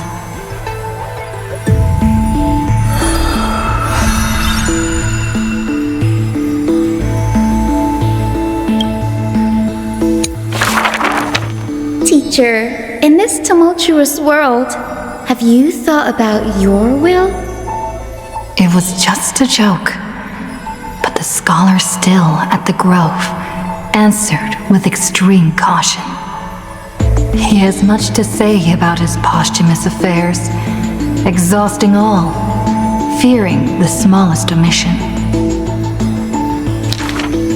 Teacher, could it be that you fear death? The assistant asks in concern. It was a question needed, yet he gave no direct reply. Philosophy is the inquiry into death, and I have always considered myself a philosopher. The assistant recounts all the scholar's final wishes. each mighty as a mountain, asking what seemed impossible. The tombstone must be made of my treasured rare stones, carved with Dromus patterns. But that stone is a miracle of alchemy. Tough beyond measure, no chisel could have shaken. That's also his plan. The assistant softly reveals the hidden plot. He hopes that instead of shedding tears over his death, we will find it in us to smile, even in a moment of sorrow. It's rumored that in the depths of the grove, the scholar left a teaching ingenium, imitating himself to the utmost detail. Go back. The living have not exhausted their thoughts. Go back. The dead have no desire to teach their works. The ingenium's words are cold and detached, like the deceased man himself. But if you have no one to talk to, fine. You can sit and converse. Now, the grove is no longer bustling, and the scholar has returned to dust. Thus, few in this world now know how he was also troubled by solitude in life. Someone once suggested, perhaps your ambition should also find its place among your final wishes. Pointless notion. He dismissed in derision. Unveiling the countenance of the gods is a task for the living. Perhaps that is his haughty position. Such a melancholy topic, yet he insists on feigning a twist, avoiding it altogether. Perhaps these chapters should not be retained. Most are from the scholar's handwritten drafts, shown without his permission. Yet there seems to be a voice there in remonstration. It's just the past. What harm is there in revelation? Even in passing, his hubris still resounds in reverberation. The smaller a thing is, the more it shows its weight.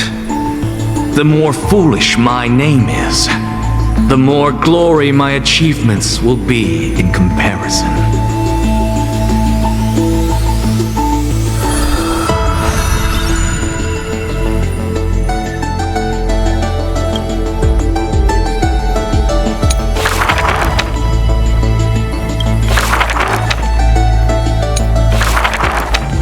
She can see the most delicate colors, the most distant contours. She can see the most secret desires, and through the most perfect liars. But being able to see everything is the same as seeing nothing. Countless mirages and cacophony surround her with stimuli plenty, casting her into another kind of blindness overwhelming. So she soaks herself in the bath and lets her golden thread go beyond the palace. When the water drops on the thread vibrate and shiver, she closes her eyes and listens to the echoes silently. She hears how a mother's feet were wounded for treading over too many stones, and is soaking her feet in the hot water bath. She hears children playing next to the pools, and someone is saying loudly, I heard that the Golden Goddess also likes to visit the baths. She is used to bathing alone. At the start of the hours of lucid or parting, her golden hair spread in the water like a throne, like the scattered golden threads, wrapping her again in a cocoon. Yanis's holy maiden silently walks over, scooping up water to wash the weaver's hair, as if cleansing the bough of a laurel tree. That is when the one who sees the core flame finally knows. There's no difference between a demigod and a true deity. The golden blood that congealed through divinity only in this heavy heat can temporarily flow. And let this golden butterfly feel a fleeting warmth, just as she had once touched her own face. Falls the final tear her eyes will ever produce. Teacher, I had a dream, she recounts, like a young girl on a whim. The sound of the water repels all disruptions and speech. Such peaceful rest, such sweet dreams. She dreamed of how she was a naive noble girl, ignorant of the world. She dreamed of the countless nights when she worked, in the courtyards she weaved. She dreamed of being before the vine-covered temple, where the wind blew by in a violent stream. Lastly, she dreamed of the prophecy that she heeded, how the ancient sound came through the 1,000 waves and could not be heard clearly in her dream.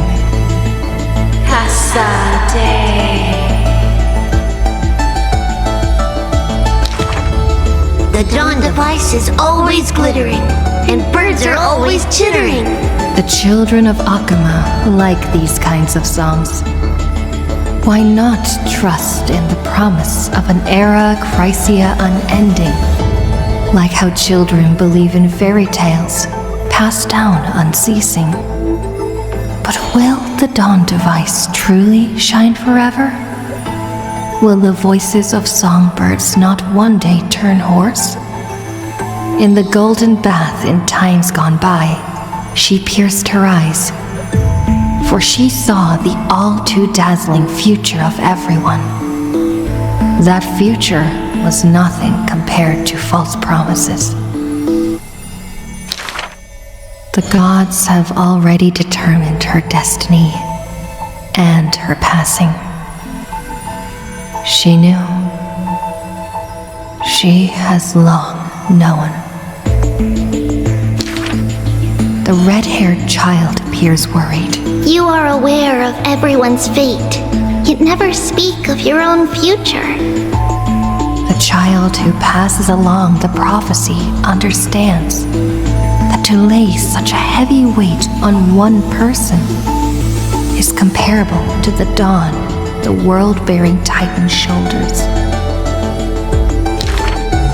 There's only one future for silken threads. That is, to weave magnificent clothes for others. She takes the children's hands, inviting them into the pools, intending to use warm water to wash away their concerns. Yes, before the toll of the bell that announces the hour, before the meeting to judge the flame chase begins. Do not waste the rare good dreams, or the languid waves warm as tears. She mutters as destiny slumbers in her arms. The one that wears this elegant attire in the future must bear the weight of the silk threads.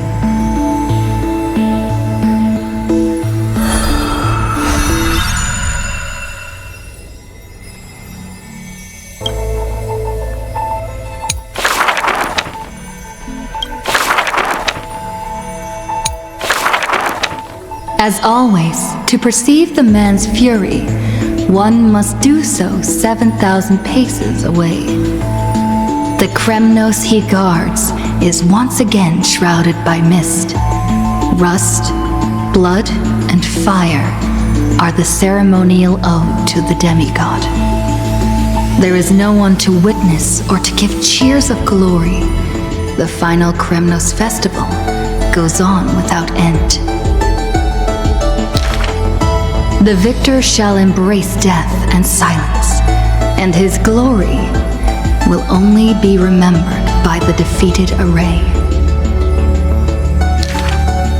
For that man, laws and seals no longer have meaning.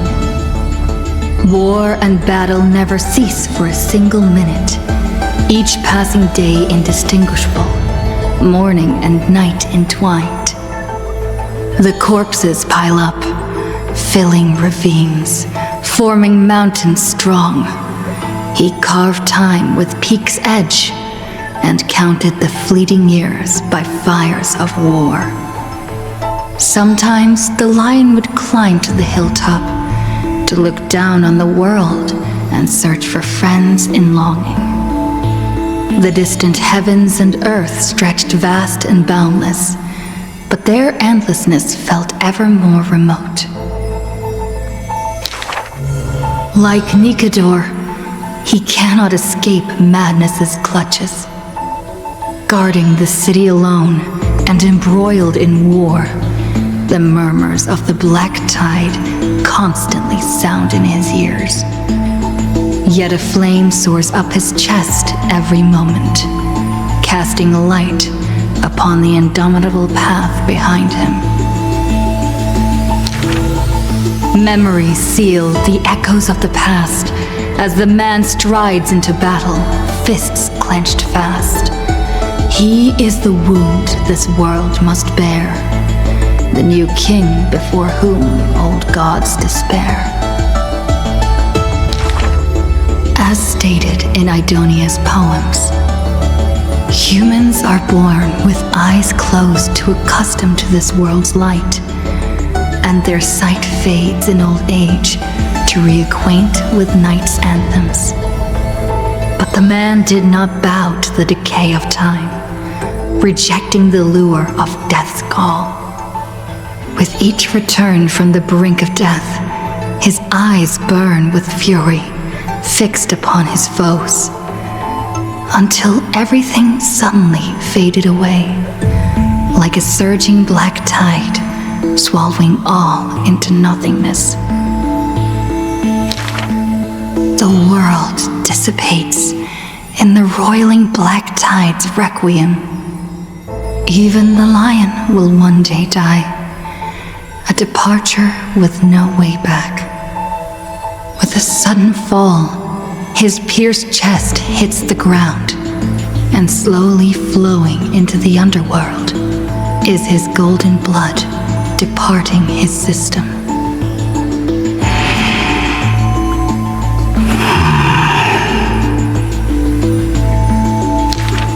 But that gaze, fierce as flame, never dimmed, not even in death. Looking beyond those flame-seeking figures, reaching far toward the endless horizon. In the morrow's sky, the stars will chant. The lone king of Kremnos is called Mighty. His journey was one of ceaseless, eternal warfare. And behind him, he left a world ablaze with glory.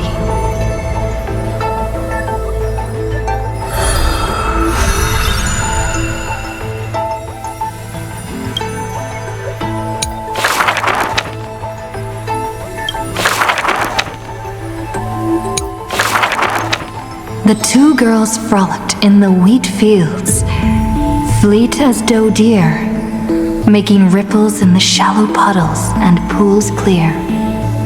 As dusk approaches, the exhausted girls collapse over the wheat heaps, talking about their longings and dreams of literature, love, and a journey through a world dear. Oh, Sky, slow your closing gaze. How I want to keep this moment in my hands forevermore. On that day, the breeze was warm and gentle. At that time, death was soft and fair. The broken-winged butterfly falls by the window, bringing with it a scent of melancholy. The girl looks outside. The golden wheat fields rolled endlessly, stretching to the horizon. Holding to the chair, she tries to stand, to find her legs trembling and feeble. Don't worry, Polixia. Her older sister whispers beside her ear, and on her sister's shoulder, the girl weeps mournfully.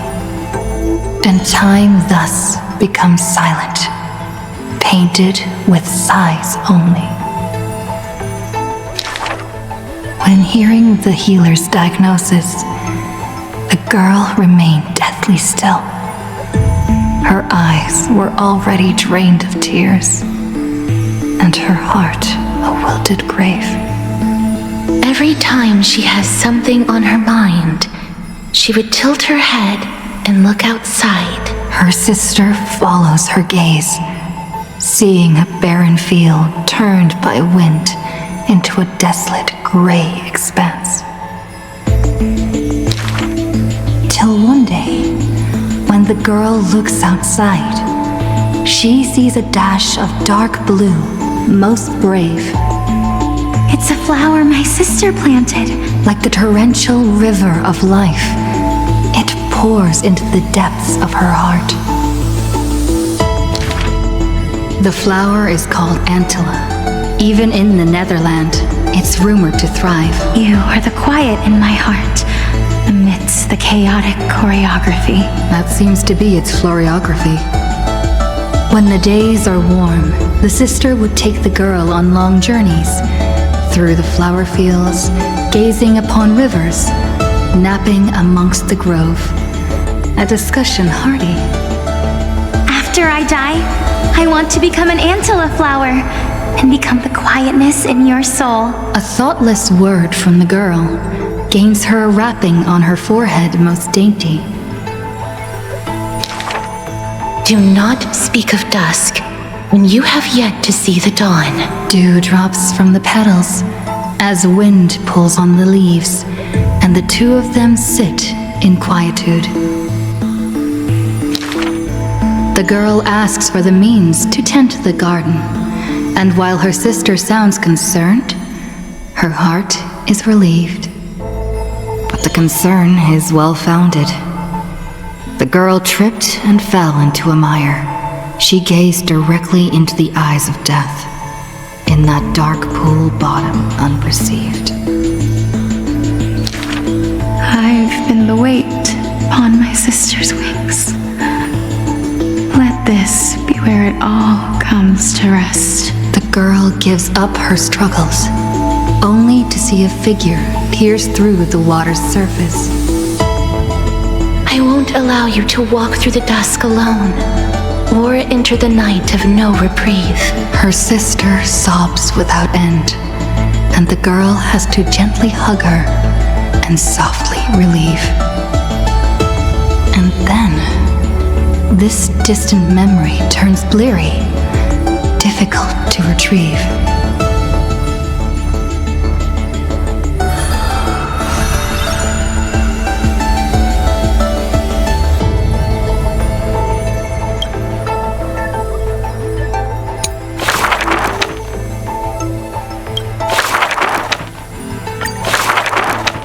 The river of souls flows to the other side, wrapped in the land's night, broad, slow, an eternal and silent sight.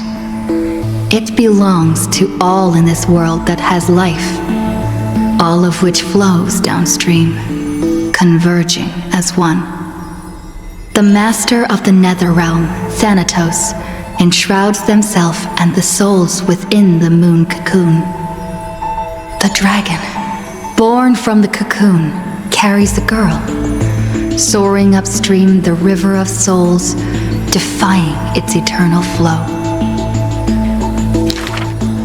Their connection flows tighter than blood, and the key that opens the netherworld's gates is the sister's selfish plight. Back then, the boreal winds cut through to the bone. Back then, death was a bitter and stabbing fright. In the nether realm, without an earth or sky, a flower named Antilla blooms, its beauty witnessed by but one soul. You are the quiet in my heart, amidst the chaotic choreography. The younger sister scores through the blooming Antilla fields, never finding that promised dark blue sprig. She silently made up her mind. Death, leave all your dark nights to me, and save the dawns for her. The younger sister gazes at the moon cocoon high above and plans a trip to the mortal realm, a distant flurry. A bard once sung to musical notes. Do not turn back. Oh, do not turn back. The long hand of shadow will retain the dead behind their gates. The giant dragon born from the moon cocoon willingly offered itself as the enduring barge of the River of Souls. No need to turn back. Oh, no need to turn back. That price had long been paid for you by someone else. The dragon lowers its long neck and places the girl on its back. In slumber, she will unknowingly greet the dawn of her rebirth. The dragon flaps its wings in the chilly gloom of the floating dead upstream, ferrying from purity into grime, going from silence into roaring boom. The souls of countless poets flounder past, their distant rhymes endless like foams.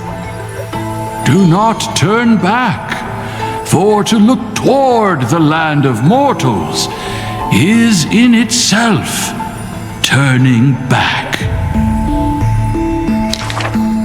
In this pale dawn, the sun's first rays light the night ablaze. So the dragon crosses the sea of souls onto the shores of life and strands itself in the gleam. We know not where these stories arise. They are scattered across the shallows with the waves. The confession the girl made before her departure still echoes in the tide's heaves. If there is anything for me to leave behind, may it find a soul to remember. This is the ode of my life, and I've already penned my last stroke.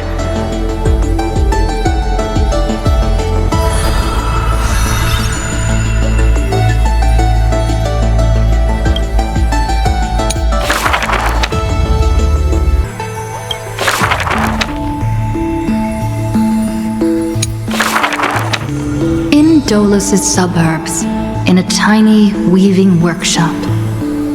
The silk-weaving old woman busies herself within, as her smart child wanders outside on a whim. The silk pours from the loom, some bright as the dawn, some dark as the night.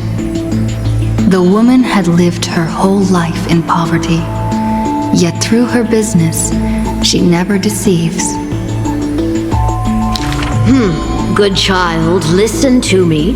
Never lie and speak deceit, for people like you only do to honesty. The girl smiles and nods, but her heart is drawn to the boundless desires of the bustling streets.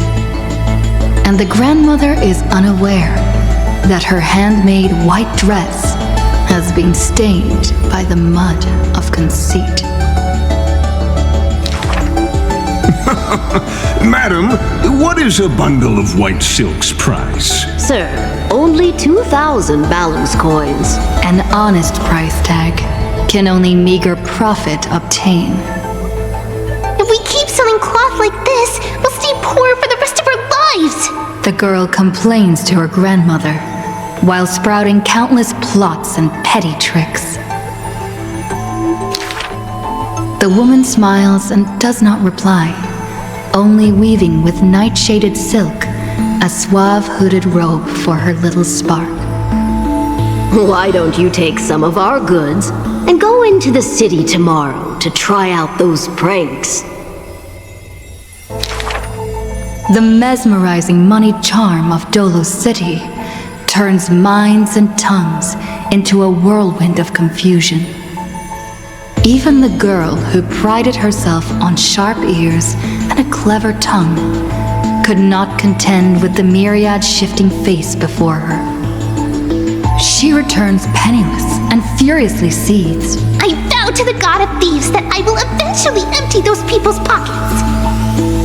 Smiling, her grandmother stops her silk work and offers some dinner with humble dish. Silly child, don't let Titans hear such vows and promises. Yet, when the moon rises, a magnificent pin graces the old lady's pale locks. The girl smiles at the old woman, now stunned in shock. I actually did return with some catch. The brilliance adorning her white hair drew all eyes, and its proud original owner arrived to stake their claim. The bet that the girl won with a brilliant trick is described as a thief's loot through lying schemes. The old woman in her panic shouldered the blame, confirming a sin that was but a fabrication. By Dolos' laws, we must also execute all her family! To protect the girl, the old woman reveals the final secret unseen. She's not my family, but just an orphan picked from the street on a whim. People thought this to be a lie, but the girl knows that her grandmother cannot deceive, just like how she always glossed over questions about parents and kin. Your parents went to a city-state far away. The girl never bothered to unravel the threadbare lie. Stop! Stop right there, you thief! Run! Run as fast as you can! Cyphera! The lies overthrow the shop and tear apart the good woman's good name, leaving the girl with guilt and grief. The hearth of her home was a lie, doused by another conceit. But if her sleight of hand had better skill, would it have made that fire burn forever? The girl pulls down the hood and sinks into the starless dark. I vow to the god of thieves. And from that day, she never left empty-handed, her words woven with deceit. However, back then, the girl did not realize that the people did not covet one simple pin, but the golden blood flowing beneath her skin.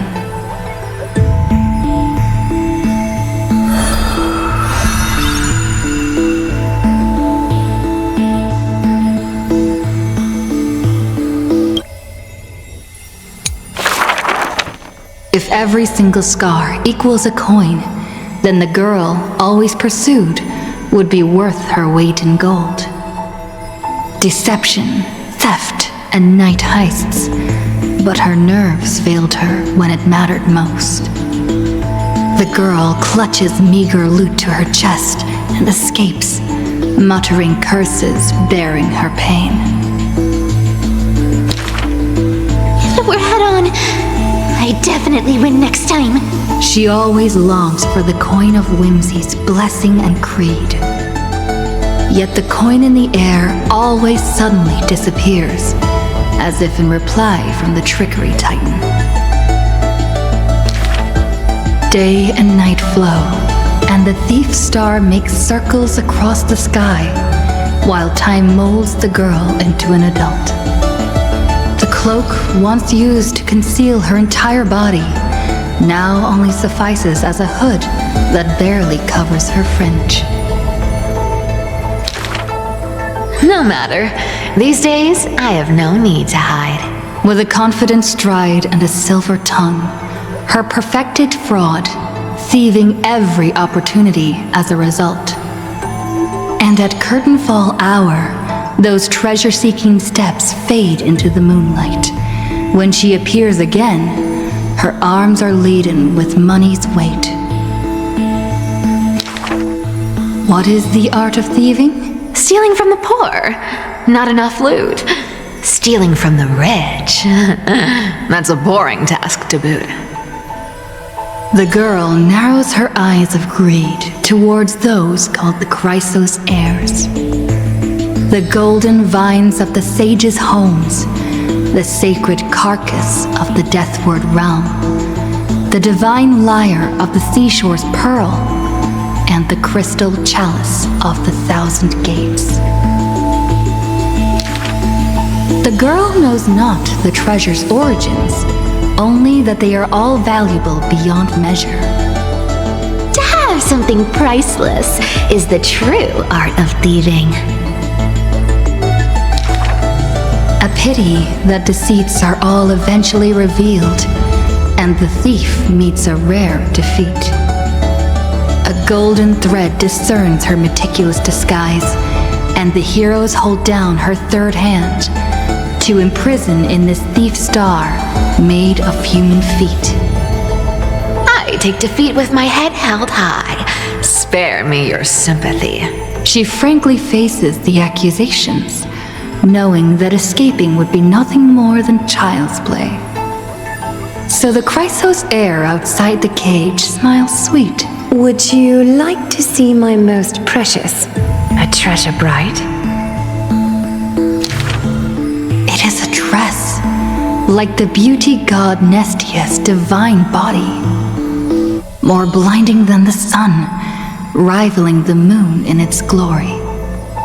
It is woven by divine threads. It captivates even the gods. But all the lies and deceit are revealed under the golden thread's query. The world-famous thief is stirred by such grand words into a flurry. Then just you watch. This wondrous dress will forever remain in my own gallery.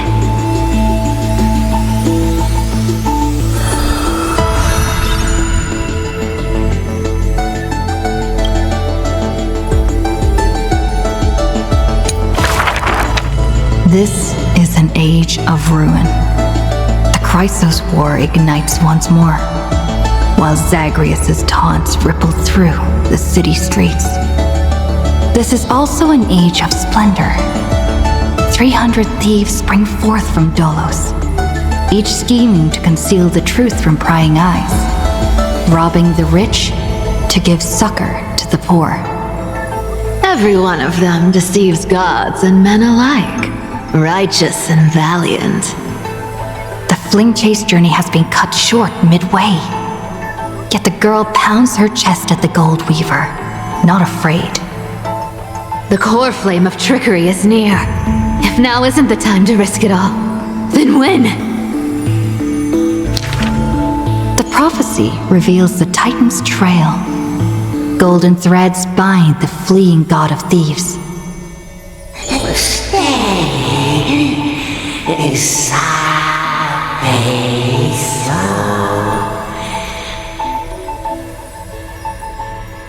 The young girl flashed a grin and walked towards the god who was pretending to smile.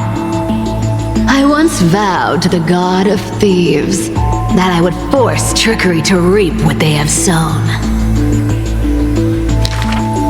The Titan whispered from the vortex, the god of trickery's earnest plea. They made a promise to the girl who entered the trial, that the whole world would be bathed in light. No more lies and deceit.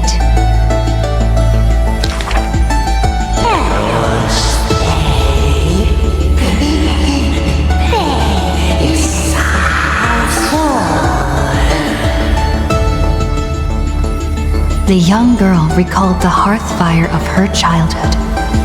Cyphera, only honesty is well liked. She pursed her lips. That does sound like quite the ideal society. Of course I didn't accept. How boring would a world without deception be? The young girl demonstrated her newly acquired divine power. molding lies into reality. The defeated Titan is now not but a wandering soul. But somewhere far away, a purple spirit thief opened bleary eyes. They had forgotten their previous life as a Titan and remembered only the girl's crafty message. Go! Collect treasure, you greedy little grabe. Once you regain the memories of trickery from chests, then I will claim the reward for saving your life. In the days spent away from Akuma, the girl grew accustomed to traveling alone. In a certain city, she heard of a spirit thief. Rumors aplenty. I, Bartolo's master thief, shall take all you've labored to gain. So saying, the spirit thief steals the girl's coin pouch and fled without a trace. But a gust of wind brushed past, and the girl had already caught them. Running for it? Your life was saved by my trickery, you know. The old god and the new finally reunite. The two rivals who, from that moment on, became thieves and companions both. It's just that the spirit thief's companion was always scaring them. Hey, the fish in the River of Souls are starving, you know.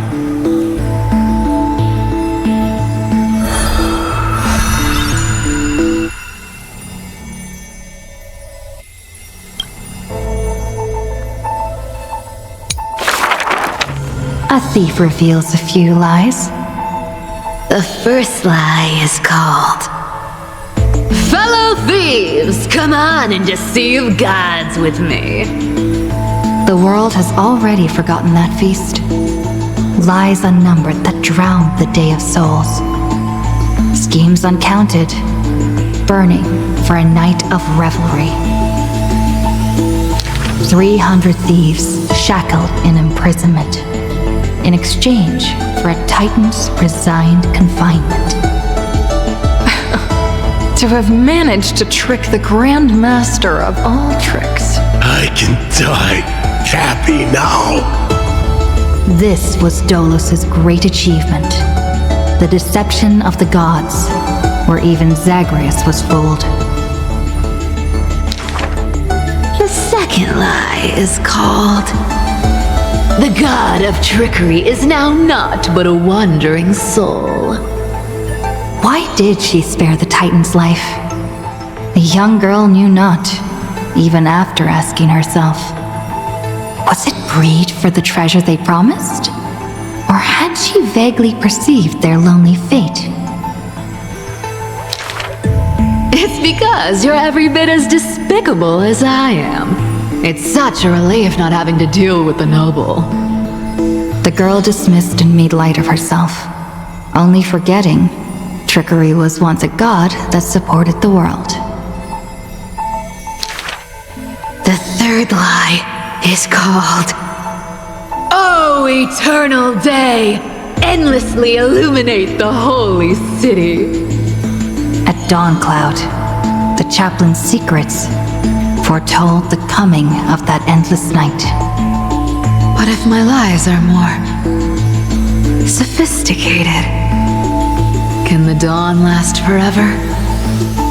No end in sight?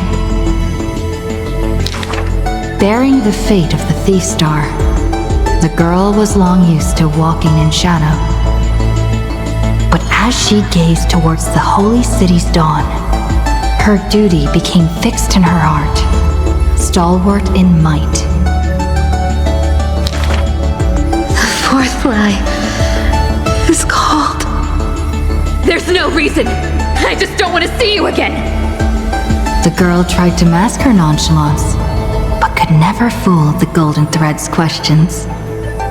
But it is the false-hearted malice that most powerfully forces belief. A true flame chase hero willingly faded from attention, while the wayfaring traveler grasped tight onto fleeting light. she used divine power to forge a mask and conceal the last of her true heart. The fifth lie is called... No. There are... no more... lies... left. The whimsical coin fell to the ground, telling the tale of fate fulfilled. Travels unwitnessed, roses unknown. To whom may these now be told? Lies are always but lies, but you can make them more beautiful than the truth. Under the somber sky, golden blood soaked the thief's cloak. Like a golden thread tailored just for her, an exquisite robe that she never stole.